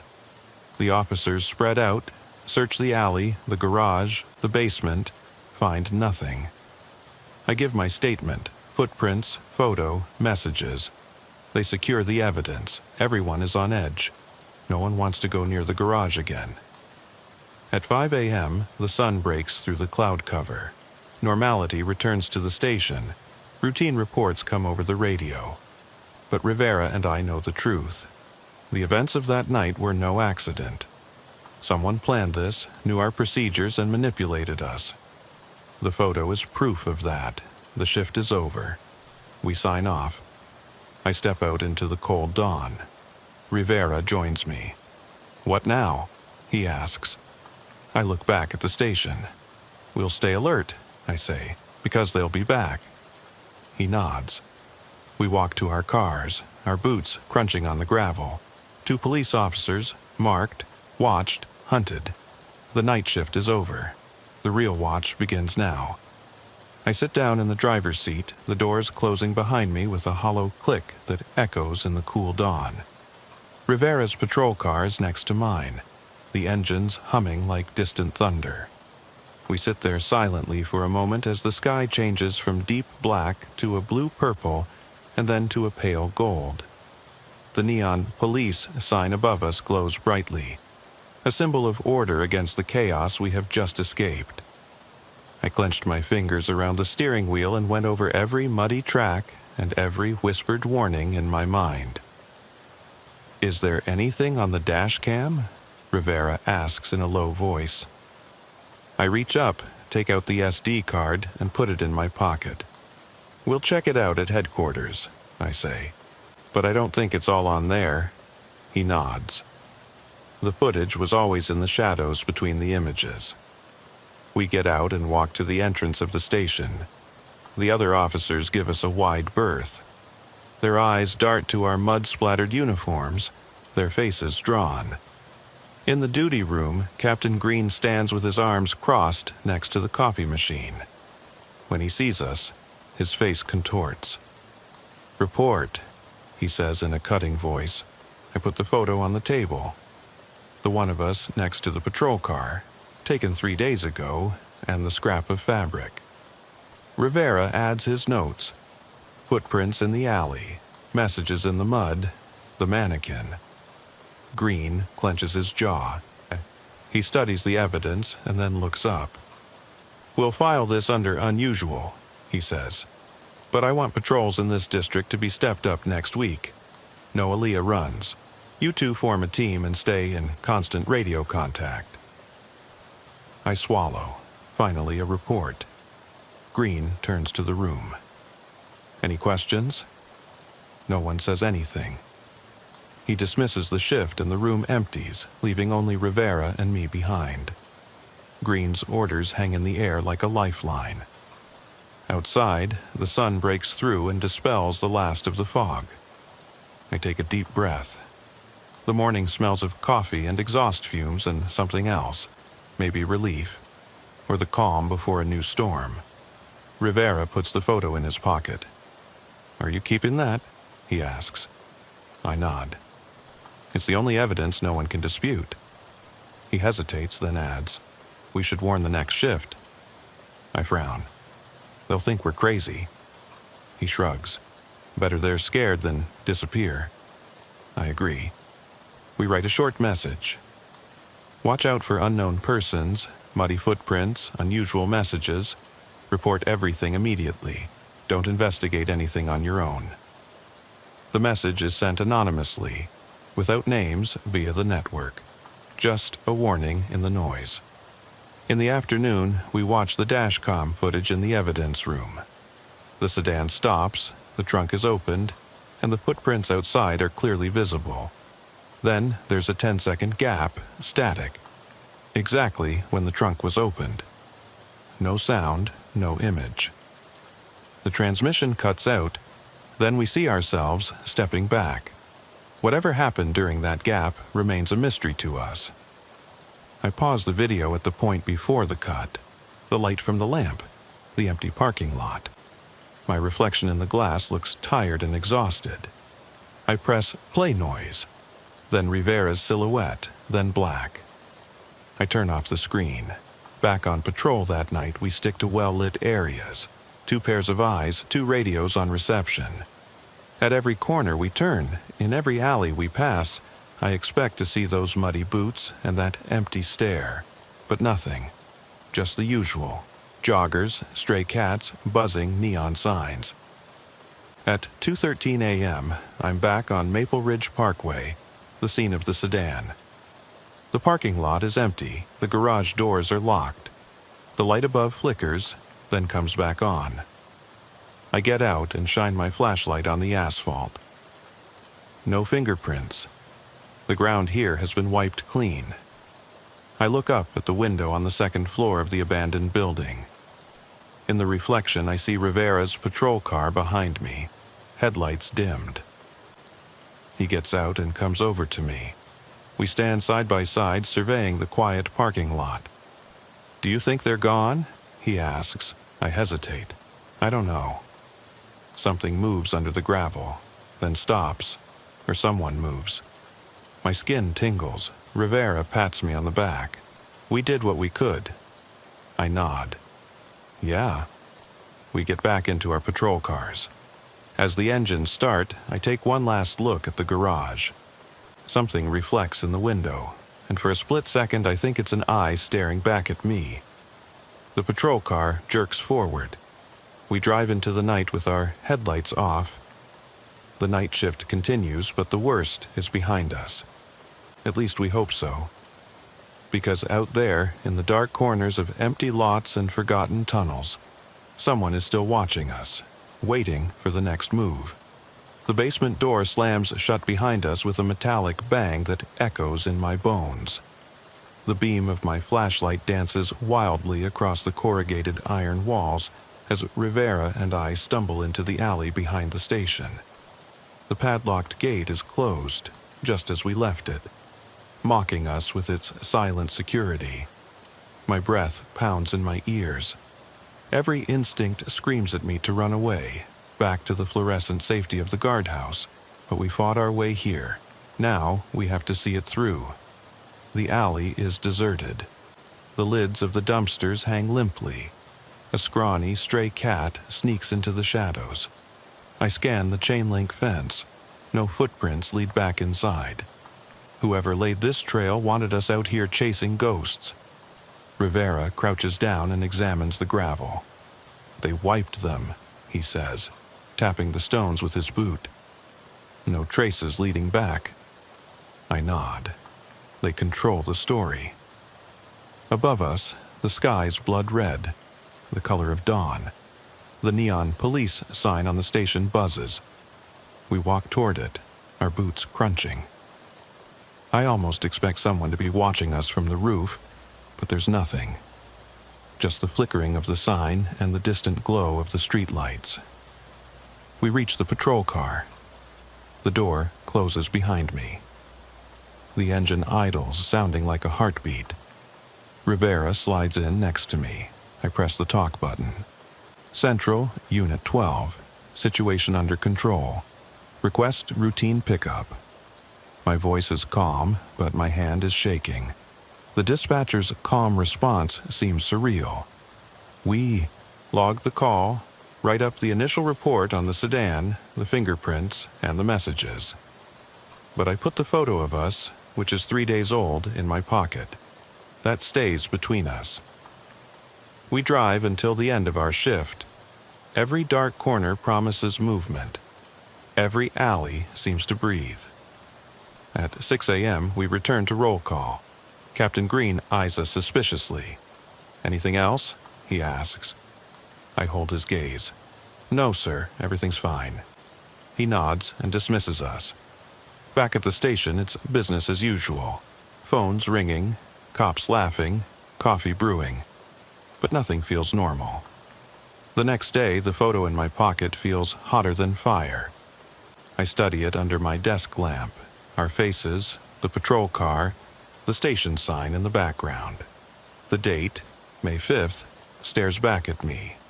Today is May 2nd. 3 days until what this picture predicts.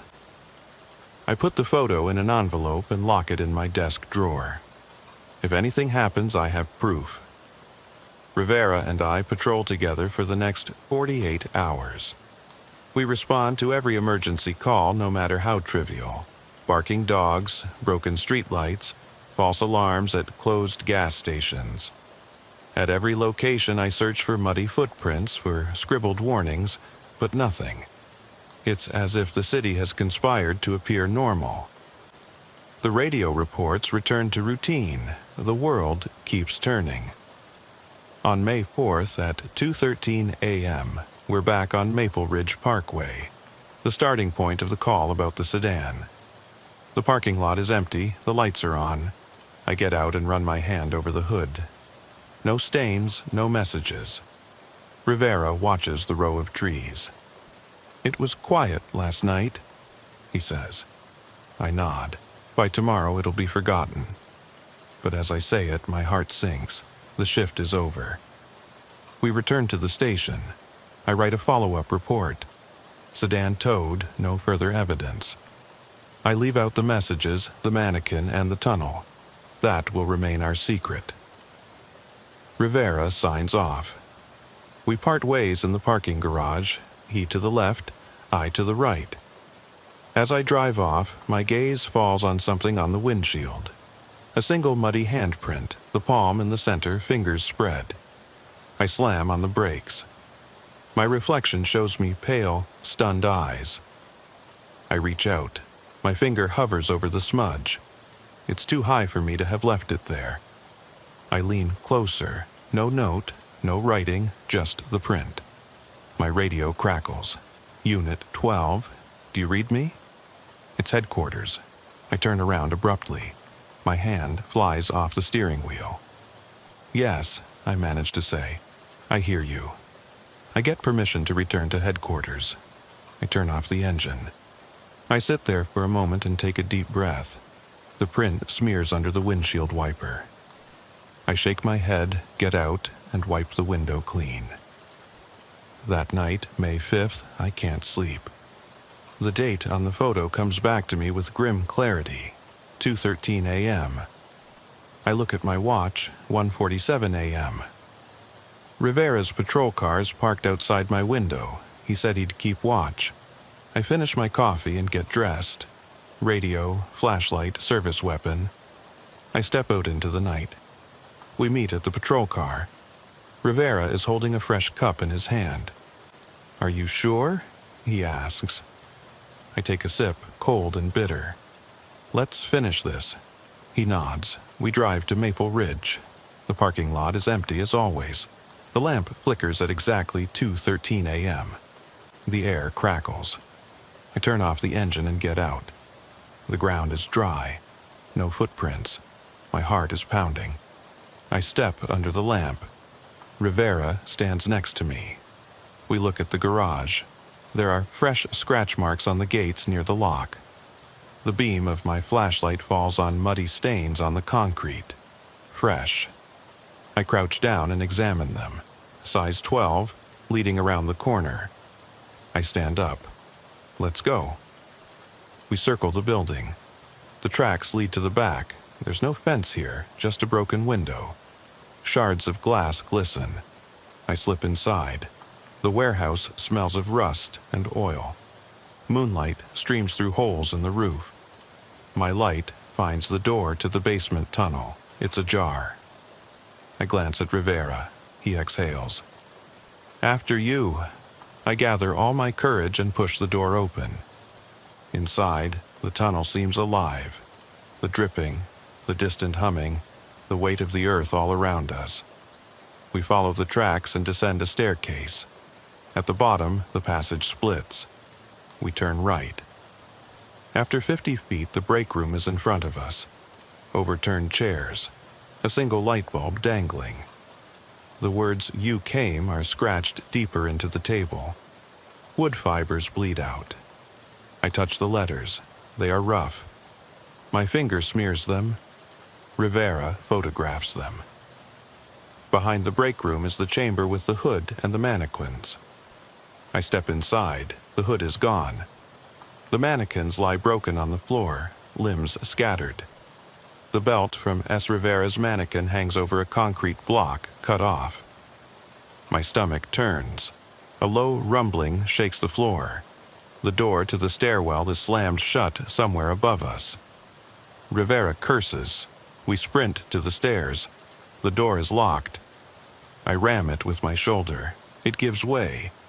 We climb the stairs together and reach the storage room. The hatch glows faintly. We climb through it and rush into the alley. The padlock on the gate lies broken on the ground. We run to the patrol car. Sirens are wailing in the distance. The backup I requested over the radio earlier. We get in. I start the engine. As we drive off, I look back. In the window of the warehouse high above us, I see a figure watching us. Blurred, then it disappears. At the station, Captain Green greets us, his face a mixture of relief and anger. "You two are crazy," he says, "but you have evidence." I hand him the photos, the message on the table, the broken mannequins, the fingerprints in the basement. He looks at them silently. Finally, he says, We're closing the case. No public records. You two get some rest. We write a final report, unauthorized investigation, and file the evidence away. The file is marked confidential. Then we stand in the empty roll call room. The light of dawn filters through the blinds. Rivera lights a cigarette, something he rarely does, and exhales. "Do you think it's over?" he asks. I put my badge away. "I don't know." I take out the photo from May 5th, today. It shows the two of us walking away from the warehouse with our backs to the camera as the sun rises.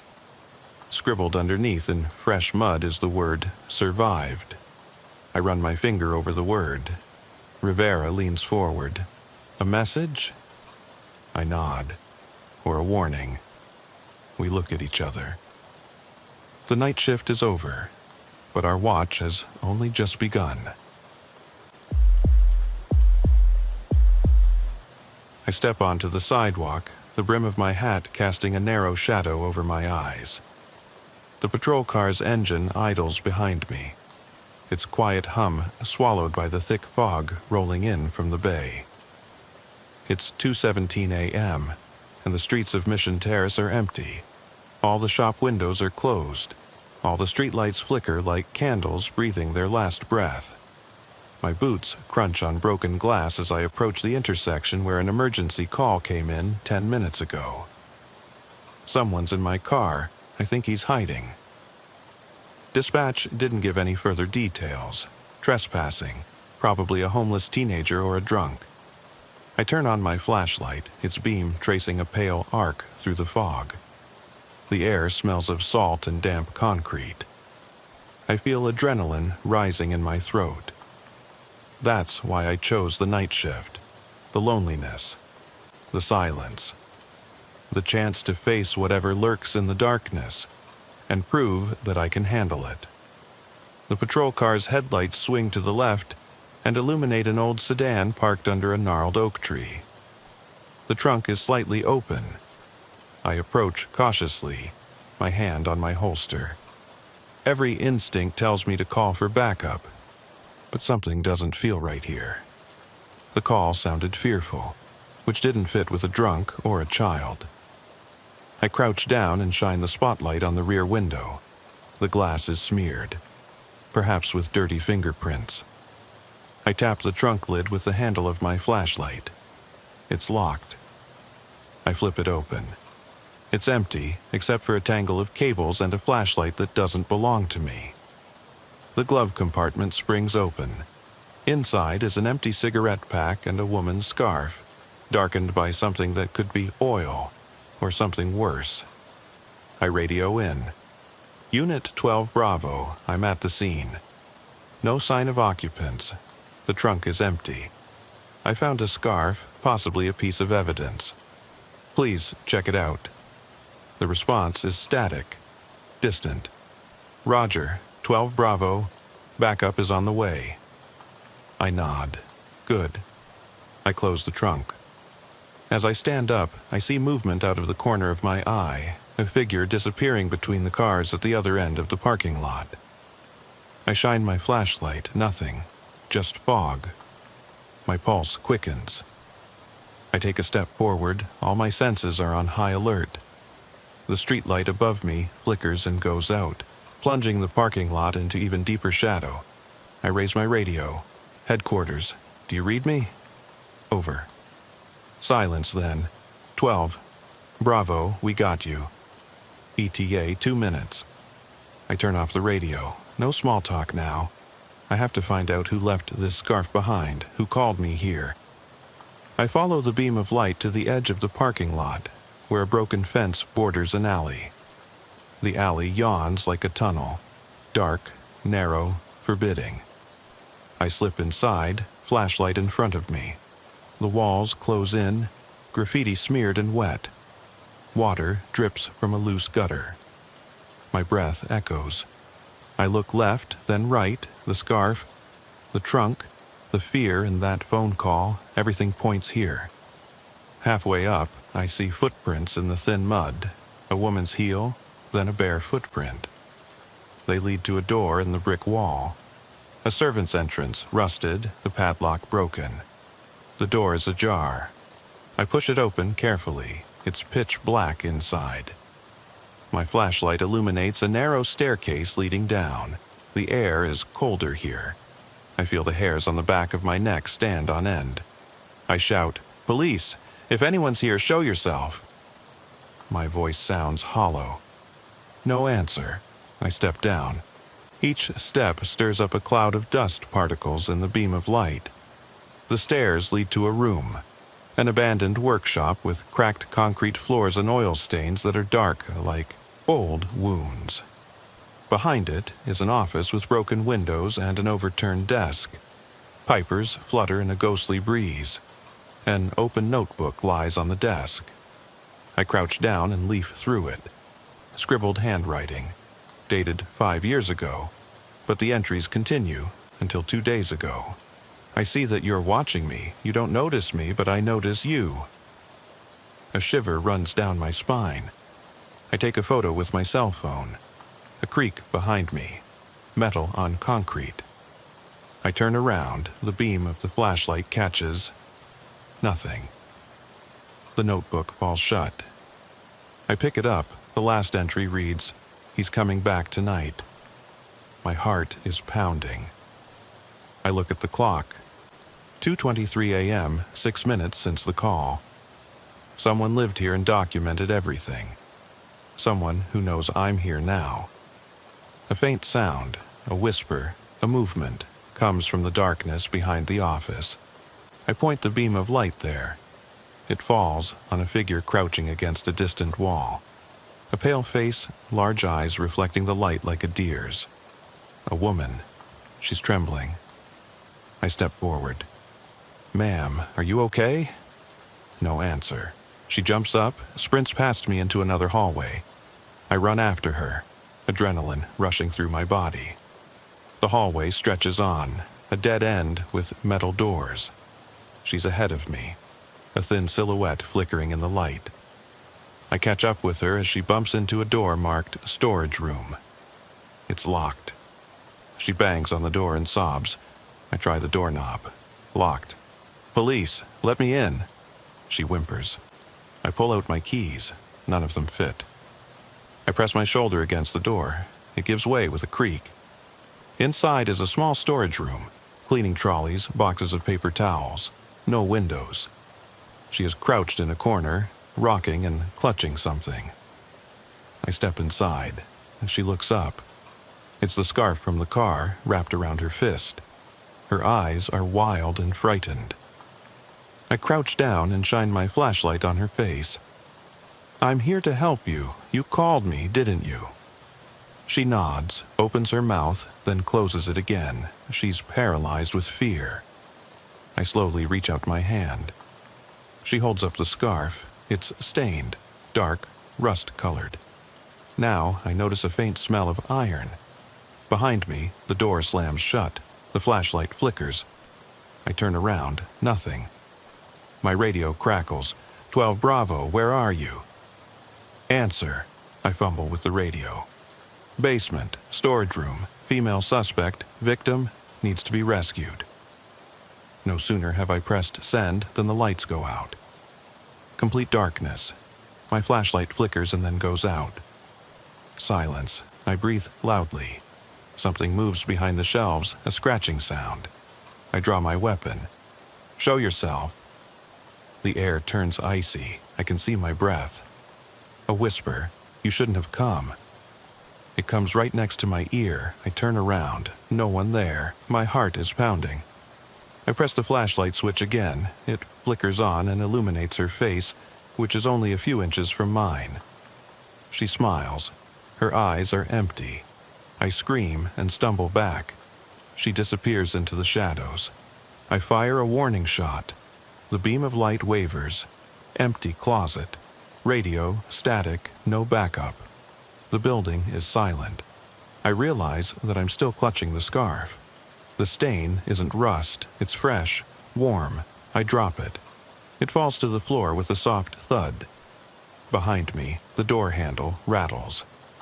I turn around. Footsteps in the hallway. Slow, deliberate. They're getting closer. Heartbeat, breathing, silence. I raise my gun and wait. My finger tightens around the trigger as the footsteps in the darkness grow louder. The beam of my flashlight dances across the concrete floor, every shadow a potential threat.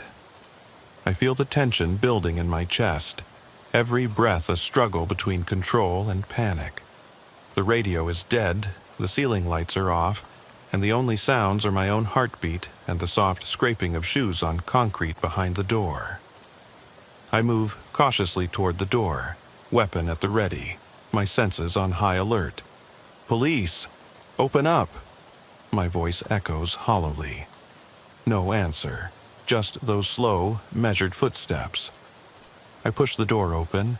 The hallway beyond is even deeper in shadow, the walls damp. My flashlight illuminates a row of identical metal doors stretching into the darkness. The temperature drops further. I can see my breath in the beam of light.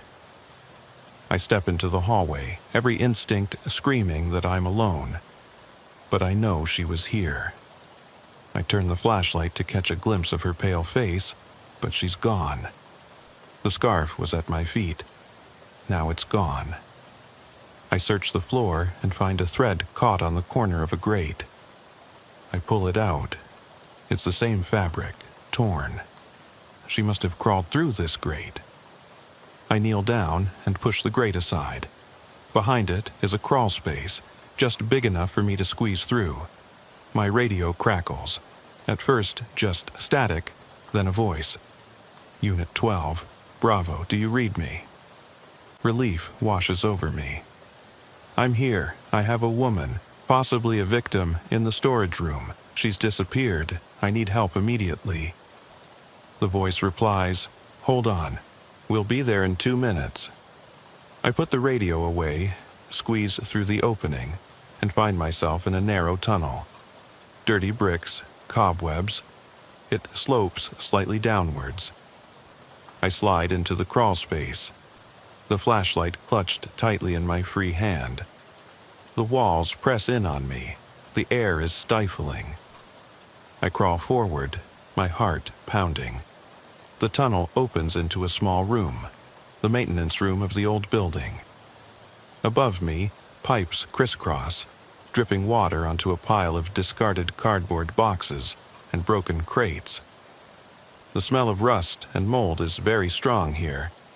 I shine my flashlight around and discover a figure clinging to the opposite wall.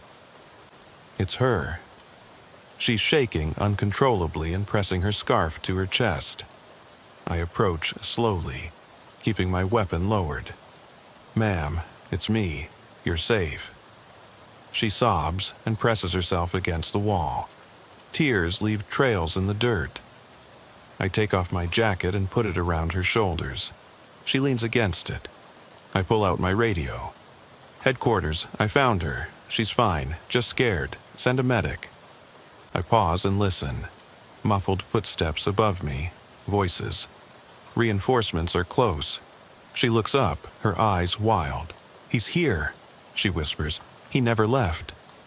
My stomach clenches. "He what?" I kneel down beside her. "Tell me." The hallway door above us rattles. Footsteps can be heard. I put a finger to my lips. "Stay down." The door creaks as it opens. 2 pairs of boots enter. Uniformed reinforcements. "Officer down here," I call quietly. They point their flashlights at her. One shines into the tunnel and sees her. "Over here!" They move forward. I put a hand on her back. "It's okay. You'll be out soon." They lead them away and accompany them up the tunnel while I stand guard.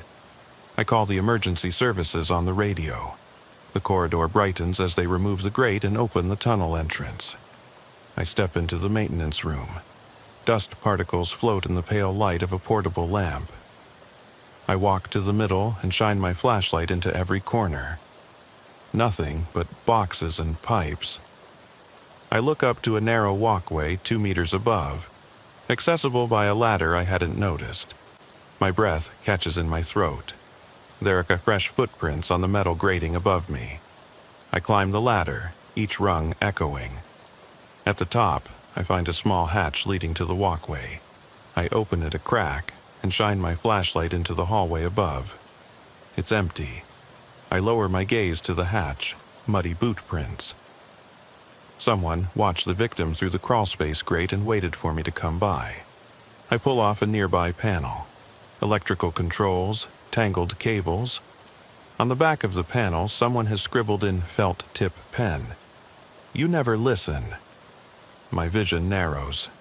That sentence matches an entry in the notebook. I remember the date, 2 days ago. He was here planning.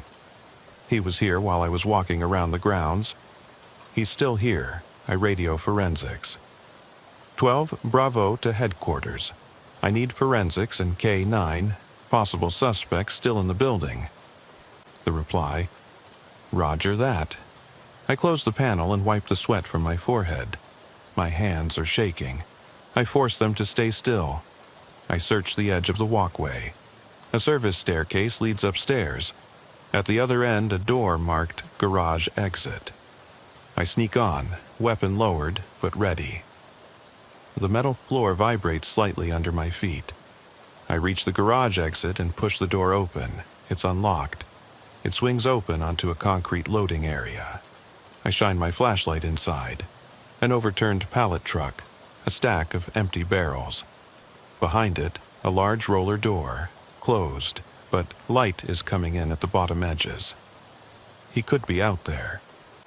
I approach cautiously, the beam of light grazing the door. No movement. I crouch down and press my ear to the crack. Silence. A single beam of light from a street lamp outside penetrates the slats. In the light, I see footprints in a thin layer of dust. They lead away from the door, down the loading ramp, and out onto the street.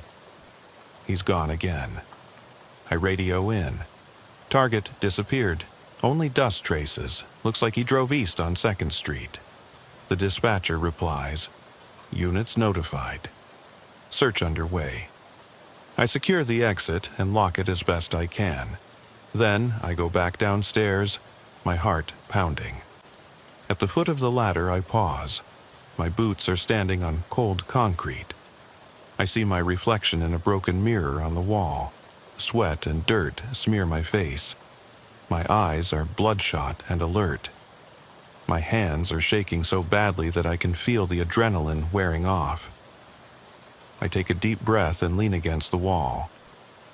10 minutes ago, I was chasing a phantom. Now, I'm hunting a predator who knows these walls better than I do, and who is willing to play cat and mouse with a police officer. I hear voices above me and follow them back through the tunnel. Forensic investigators examine the crawl space, photograph the grate, and collect samples. K9 units stand at the tunnel entrance, the dogs alert and growling in the fresh air. I watch as a technician throws gloves and tools on the floor. A muffled conversation. Victim secured, handcuffed multiple times, no DNA on the scarf. I nod and step aside. Outside, it has started to rain, a light drizzle pattering on the steel roof of the building, sounding like fingers drumming. I step out into the parking lot, the fog now thicker and swirling around my boots. Reinforcements circle in the headlights, their beams crossing on the asphalt. I take a moment to wipe my face and blink my eyelashes dry. I walk over to the sedan under the oak tree. The trunk is now closed. I kneel down and lift it up again. Forensics has examined the seat, but now it's empty. The scarf. I found it in the storage room. It's his calling card, his way of showing us he's here. I close the trunk and look up at the oak tree. The branches sway in the wind, like arms reaching out for me. A voice behind me. "Officer." I turn around. My partner Diaz is standing in the headlights of the patrol car. He is pale, his expression serious. "Everything okay?" I nod. "He's fine." He points to the building. "You found something in the office on the 2nd floor." I follow him inside. We climb the stairs together. At the top is the office where I found the body. The desk is tidy, but there's something new on the wall behind it. A patch of fresh plaster. Beneath it are fine scratches, letters carved into the drywall. Diaz shines his flashlight on them. See that? He crouches down. Looks like initials. I kneel down next to him. The scratches form the letters JS. A chill runs down my spine. Those were the initials on the front of her college yearbook that he brought with him. She said he was J.S., her stalker. He carved his initials here, claimed this room for himself. I radio, headquarters, suspect's identity confirmed. J.S., male. Keep an eye out for his car, silver Camry, tinted windows. I touch the scratches that go down to the bone. My fingertips are shaking. He was here, marking his territory, preparing me for this. He wants me to know that these walls belong to him, these hallways. Outside, the rain begins to fall harder, pounding the asphalt. I step outside and let the cold soak through my jacket. The parking lot is empty. The oak tree stands still. In the distance, headlights flicker by. We'll find him eventually. But the deeper I get into it, the more I realize that he's always one step ahead of me, and the ground disappears from under my feet. My partner hands me a cup of coffee, black, steaming. I wrap my hands around it and feel the warmth penetrate me. I nod gratefully. He looks me in the eyes. Are you ready for part 3? I put the empty cup aside. I load fresh ammunition into my magazine. My holster feels heavy at my side. The fog swirls around us. The branch of the oak tree scratches the windshield of the patrol car. I look at the entrance to the building and know that he is watching us. Somewhere within those walls. He is waiting. I nod to Diaz. Let's go. One more breath, one more step. Because this night is not over yet. I slam the door of the patrol car behind us. The sound of the engine drowned out by the approaching storm. Rain pelts down on the roof. Each drop a small explosion on the metal. Lightning flashes on the horizon, bathing the parking lot in a bright white light. I pull my collar up against the cold and follow Diaz to the side entrance. Every step splashes in puddles, water seeping into my boots. The world smells of wet asphalt and ozone. We reach the door I broke open earlier. Forensics has cleared the crime scene. No notebook, no scarf, just a faint echo of what happened here. The access to the crawl space is open. Diaz shines his flashlight into the tunnel. K9 was already here, just muddy paw prints. He looks at me. Are you sure you want to go in there alone? I nod. He hands me a radio. Stay on the line. I reply tersely, 10-4, and slip inside. The tunnel is darker now, rain dripping through cracks in the ceiling. I move slowly, shining the flashlight on every crack in the brick wall. Each drop sounds like a countdown. At the end of the chamber, I pause and listen. Silence, then the faint hum of machines somewhere above me. I climb the ladder to the walkway. The portable lamp still casts long shadows. I reach the office door and push it open. The room is empty except for overturned chairs and broken glass. The spot on the wall marked JS glows white against the peeling wallpaper. I crouch down and examine the scratches. They are fresh, the edges sharp and crumbly. Someone came back after we left. He's mocking me. There's a crash above, metal on concrete. I turn around, the beam of my flashlight cutting through the darkness. The noise came from the workshop. I aim my gun and start walking. My boots echo on the metal walkway as I cross it. Every breath I take steams in the beam of light. I hesitate at the ladder. My heart is pounding. Then I climb down. Back in the maintenance room, boxes and pipes tower above me. The echo of the rain is now far away. I shine my flashlight around. Something is moving behind a barrel. I fire a warning shot. Concrete splinters fly through the air. No response. I step closer, my heart pounding in my throat. The barrel is empty, except for muddy footprints leading deeper into the hall. I follow them. The lower part of the rolling door is still illuminated by the streetlights. The footprints end at the loading ramp. I kneel down and wipe the water aside. There, partial prints from work boots. They lead out onto the street. I curse quietly. Diaz's voice crackles. Understood? We have a lead on JS's Camry at the East End near the docks. Relief and fear mix. I reply, I'm on my way. I climb back onto the ramp, water splashing around my ankles. Once at the top, I push my way through the garage exit onto the parking lot. Headlights cut through the rain. 2 unmarked vehicles pull up. They spread out. I run to the patrol car, slip inside, and turn on the windshield wipers. The world becomes a flickering gray blur. I radio headquarters. All units to 2nd and Pier. Suspicious vehicle, silver Camry. License plate ending in 421. Proceed. The dispatcher replies, Roger. ETA 2 minutes. I take off, the tires squealing on the wet asphalt. Diaz's taillights appear behind me. We race east, the sirens muted for cover.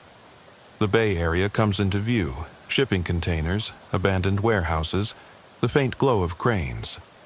The GPS beeps, 2 minutes. My knuckles turn white on the steering wheel. At the intersection, the Camry is parked at the side of the road, engine running, windshield wipers off. No lights. I turn off the patrol car's headlights. We park in the shade. 2 officers and I get out, weapons at the ready. The Camry's windows are fogged up. I press my ear against the door, engine running, nothing else. I glance at Diaz. He nods. I push the door open. There is nothing to be seen inside except for a single item on the passenger seat. A woman's scarf identical to the first one, damp from the rain and slightly darker. I pick it up with my gloved hand.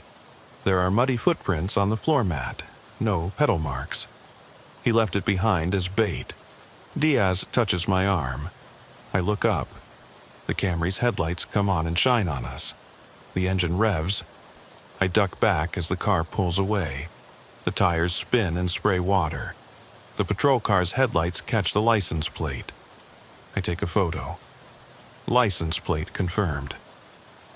The car races toward the harbor. I run back to the patrol car and jump in. Diaz floors it. We race into the storm. The docks stretch out before us. Shadowy containers pile up like gravestones. The Camry's taillights dance in front of us. We follow, sirens silent, heartbeats loud. Suddenly, the Camry brakes in front of us. It turns into a narrow alley between 2 containers. We stop. I turn off the engine. We get out and keep our flashlights dimmed. The alley is claustrophobic. Water stands on the ground. The metal walls are wet. The Camry is standing there with the engine running and the door open. I raise my gun. Police! Come out with your hands up. Echo. No answer. I step forward. The driver's door is empty. The scarf is on the floor. I kneel down and examine it. No fingerprints, just mud. Then I hear it. A soft click behind me. I turn around. At the entrance to the alley stands a figure, half hidden in the shadows. Tall, slim, his coat dripping wet. Where are you going so early? I ask in a calm but quiet voice. The figure steps forward, his face hidden by his hood. I point the flashlight upward. It reflects off the metal in his hand, a camera. He takes a photo of me. The flash blinds me for a moment. I hear a shutter click.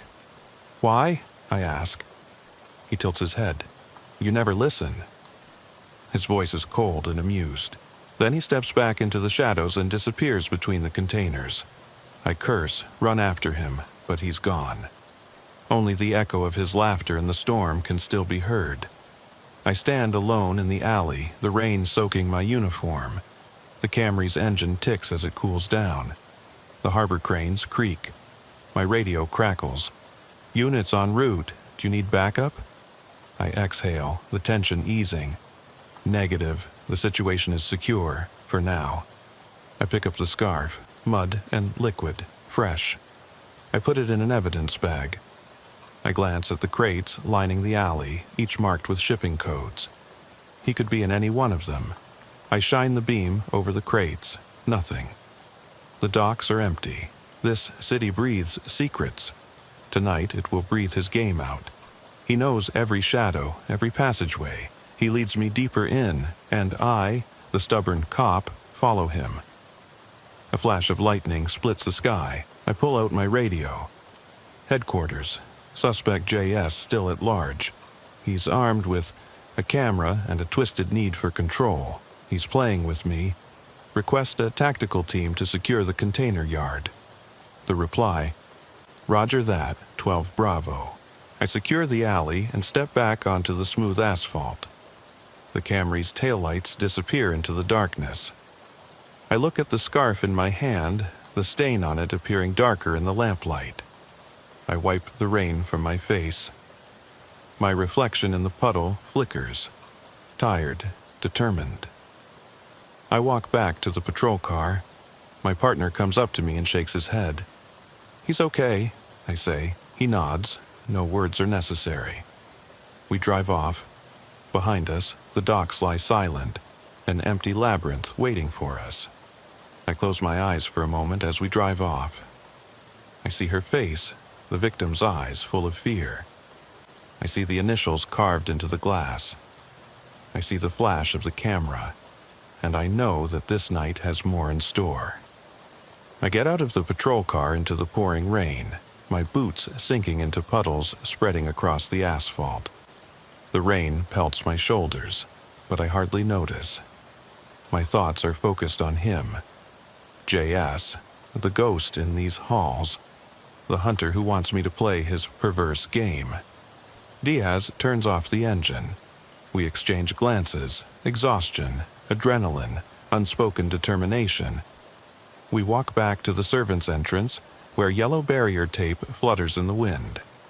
The forensic team has retreated into tents, and the K9 team is packing up. I show them my badge, and they lift the barrier tape. Inside the building, it is now quieter. Only the dripping of water and our footsteps can be heard. I retrace my steps, crawl, space grating, maintenance room, catwalk ladder. Every place seems tainted by his presence. At the top of the ladder, I pause in front of the office door. The traces of JS staring back at me. I touch the wall cautiously, cold, damp. He wanted me to see this, to know that he was here. I take out my cell phone and take a photo. Evidence, yes, but also a message. He's always watching us. We tidy up the office. Diaz shines his flashlight into the closet where I found the victim. Nothing new. I let the beam of light glide over the ceiling panels. One has been moved. I push it up. It gives way and reveals a narrow cavity. Inside, neatly folded, is the notebook. 5 years of entries, the author's descent into obsession, the last line dated tonight. She called him officer. Let's see how he likes being hunted. My stomach turns. He planned this. He studied me. He knew my code, protect, serve, pursue, and he turned it against me. I rip out the notebook. The pages flutter. I flip to the last entry. He'll come. He always does. I'll make him listen to me. Below, it is a sketch. My badge number, my face in profile, eyes wide open. I close the book and put it in an evidence bag. Footsteps thunder above, boots on metal. Diaz points upward. 2 tactical officers climb the ladder. I nod and hand them the bag. They grin. Jackpot. They spread out and clear the catwalk. I stay below, my heart pounding. Suddenly, the radio crackles. Unit 12, Bravo. Suspect van identified near the west exit. Appropriate procedure, camera flash reported. License plate matches. JSI look up. Coordinates? 2 minutes away, heading west. I exchange a glance with Diaz. He raises an eyebrow. Are you ready? I put the notebook in my jacket and holster my gun. Let's finish this. We sprint down the stairs, out into the parking lot, and through the rain to the patrol car. The world is chaos. Lights, commotion. Tactical transporters arriving. Officers being deployed. I jump into the passenger seat. Diaz steps on the gas. The tires squeal. Through the windshield I see the van. White, unmarked, parked under a streetlight. No lights on. The engine is idling. A figure stands next to it, slender, hooded. He holds a camera at chest height, the lens pointed at us. He raises the camera, click, flash. Even through the rain, I feel the sting. I yell, "There he is!" and shift the cruiser into first gear. Diaz floors it. The van races off and skids onto the road. We give chase, no sirens, no lights, through wet, empty streets. He weaves his way to the highway entrance. I report, suspect fleeing northbound on I-280. More patrol cars close in behind us. There are 3 of us when he merges onto the highway. The rain makes the road slippery. The van drifts back and forth between lanes and races away. I clench the steering wheel. My chest hurts. Every instinct tells me to ram him, to end this, but the rules hold me back. We continue the chase. Ahead of us, under the highway overpass, he brakes. The van spins and crashes into the median barrier. Tires squeal. Airbags deploy. We come to a screeching halt. I jump out, gun drawn, and radio for backup. Diaz covers the driver's door, and I walk around the car to the passenger side. The rain pours down on us. The door of the van swings open. He gets out, hands up, camera dangling. Water runs down his hood. His face is pale under his soaked cap. He smiles. "You found me," he says. His voice is calm, almost friendly. I yell, "Get down on the ground." He obeys and kneels in the rain. I handcuff him. His hands are cold. I pull the hood off his head. It's J.S., the college stalker, the writer from the notebook, the architect of fear. His eyes are clear, unperturbed. He tilts his head. "Are you listening to me now, officer?" I pull him up. He looks at me just inches from my face. The rain pours down between us. "Why?" I ask. "Why all this?" He smiles even wider. "To feel real, to make you feel." He glances at the notebook in my hand. "You read my story, now I'm reading yours." I push him into the patrol car. He rides along silently, watching me. I sit down in the driver's seat, my heart still pounding. I glance at Diaz. He nods. We drive back to the station through the storm, a convoy of patrol cars, their lights reflecting off the wet asphalt. At the station, I see him sign the waiver without taking his eyes off me. They lead him away. I stand in the reception area, rain dripping from my coat. The notebook lies open on the counter, pages turned. I flip through it. His last words, then blank pages. He stopped writing when he knew I would find him. I close it. My hands are shaking. The captain approaches me. "Good work," he says. "The media are already here." I nod. I'm in a daze. He pats me on the shoulder. "Get some rest." I step out into the subsiding storm. Blue and red lights flash on the walls of the station. The fog has lifted. The street is empty. I open my jacket, take the scarf out of the evidence bag. It has been cleaned. The stain is gone. I tie it around my wrist, as a reminder. I look up at the sky. It's still raining. I breathe in the cold air. The city hums. Somewhere, someone is calling 911. Somewhere, another darkness awaits. I close my eyes. I can still hear his voice. "Now, listen to me, officer." I open them again. My determination grows. I put the notebook in my coat and go inside. The police station locker room is quiet when I enter. Only the hum of the neon lights and the dripping of water from my rain-soaked jacket can be heard. I take off my gear, vest, badge, radio, gun. Everything clatters onto the bench. My hands are still shaking. Diaz left 10 minutes ago. I asked for a moment alone. I need to calm down before the debriefing. I open my jacket and find the notebook in my pocket. The pages are damp around the edges, but the ink is still dry. J.S. S. Careful scribbles, his sketches of me, his mocking last line. I read your story. I flip to the blank pages at the end. My reflection glints in the metal door of the locker. Dark circles under my eyes, jaw clenched. I close the notebook and slide it into the evidence cabinet. File number JS-0427. They'll want statements, photos, a report.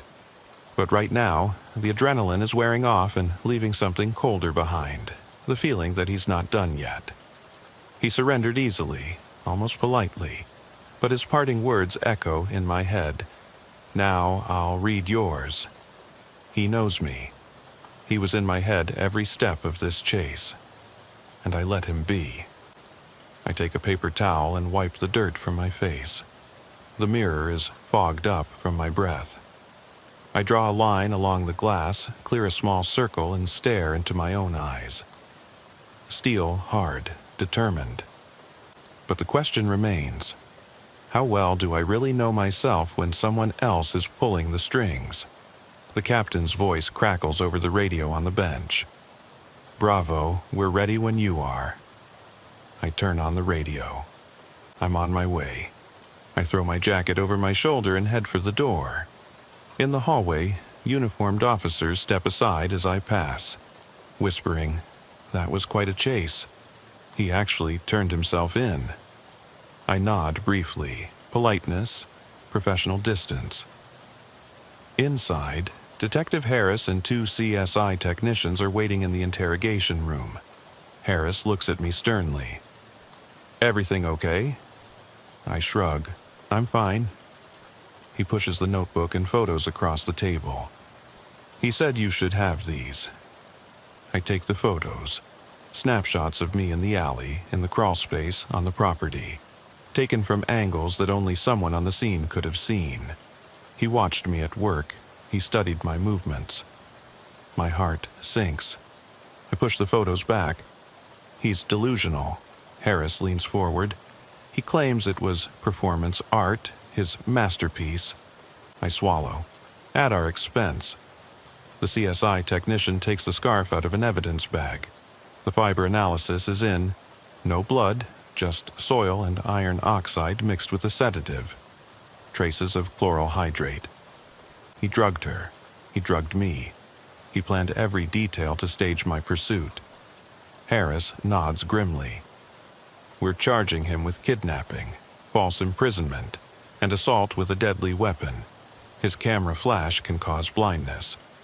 We'll add terrorist threats because of the notes. I go over his rights in my mind. I think of the victim's face, the fear in her eyes. I think of my own fear in the darkness. This man used atmosphere and psychology as weapons. He used me as a weapon. They wheel him in. J.S. in an orange jumpsuit, handcuffs clinking. He sees me through the glass. He smiles. The same empty smile. "Listen to me carefully, officer," he motes. I stare at him expressionlessly. I turn away. The rain has stopped, leaving the asphalt smooth and shiny in the headlights of the police station. I step out of the interrogation room into the quiet hallway, the weight of my last confession weighing heavily on me. Every step echoes. The building now seems empty, too empty. I can't shake the feeling that someone is watching me from the shadows, studying my every move. I stop in front of the evidence cabinet, where JS's notebook and scarf lie behind bulletproof glass.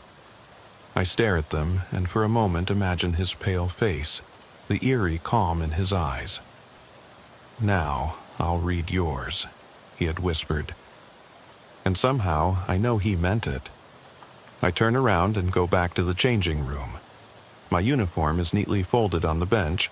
My wet gear is hanging up to dry. I take my jacket and my badge and put them on with deliberate care. The fabric still smells faintly of rain and adrenaline. I take off my radio and put my gun in its holster. Everything in its place. Regulations, control. But inside, my composure is crumbling. I step out into the cold of dawn. The sky is indigo blue, the horizon just beginning to brighten. I take a deep breath and taste the metallic flavor of the air. The parking lot is deserted. Only the patrol car is still there, its headlights dimmed, an evidence tag flapping on the antenna. I walk around the car, looking for clues I may have overlooked. The tires bear faint traces of mud from the harbor. The trunk is locked. I run my finger along the door and then let it drop. My cell phone vibrates, a text message from headquarters. "JS in custody. File updated. Good work." I text back, "End of shift?" No reply. I put my phone in my pocket. End of shift? For him, maybe. For me, it's just another beginning. I get into the patrol car and sit behind the wheel. The seat is cold. I adjust the mirror and catch a glimpse of my reflection. Exhaustion around my eyes, my jaw tense. I stare at myself until the line between me and my reflection blurs. Who is the cop and who is the hunted? The radio crackles. A routine call. Trouble at a bus stop. I turn off the engine. I'm not going to answer. Not yet. I need a moment. I reach under the seat and pull out the evidence bag with the scarf. I hold it in the palm of my hand. The fabric is soft and covered with dark, iron-colored stains. I run my thumb over the edge. The traces of the sedative confirm that he mixed it into her drink. He drugged her, and me too, so that I was left disoriented in the crawl space. He planned every step of the chase, and I followed him.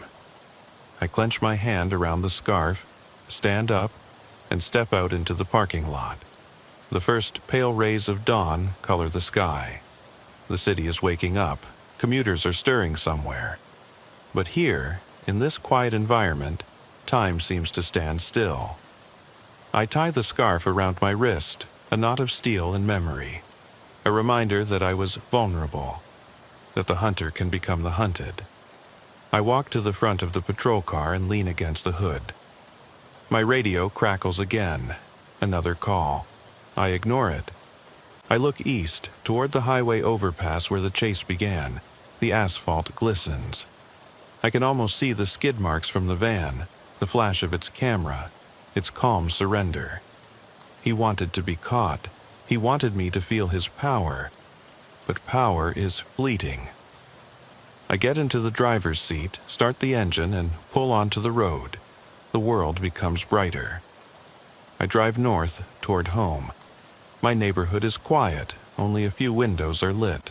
I drive past closed stores, a 24-hour diner whose neon sign flickers.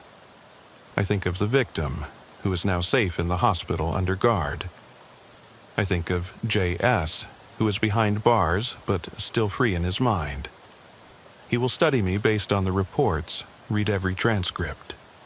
He will know my schedule, my habits, and he will plan again. I park in front of my apartment building and turn off the engine. I sit there for a moment and listen to the silence. The adrenaline has worn off, leaving behind a hollow clarity. I look at my watch, 5:12 a.m. My shift ends at 6 a.m., but I'm already off duty.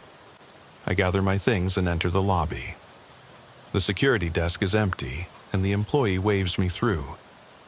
I take the elevator to the 3rd floor. The doors open onto a dimly lit, carpeted floor. I unlock my door and step inside. The apartment is dark and sparsely furnished. A couch, a desk, a bed. My laptop is on the desk, closed. I put my keys and jacket on a chair. I go to the window and look out over the city. The roofs glisten in the morning dew. In the distance, I can see the bay, the water glistening like molten silver. Somewhere, a seagull cries. Life goes on. I walk over to the desk and open my laptop. The screen lights up. Emails, unread messages, shift schedules. I minimize everything. I open a blank document. The cursor blinks. I type. April 28th, 2025. 5:15 a.m. End of shift, or the beginning of reckoning. I pause. The words seem inadequate, but I keep typing, a slow litany of what happened. The call, the sedan, the tunnel, the victim, the chase, the confession, the arrest. I describe my fear, the oppressive darkness, the flash of his camera echoing in my head like a gunshot. I write until the page is full, then start a new one. The notebook was his evidence. This will be mine.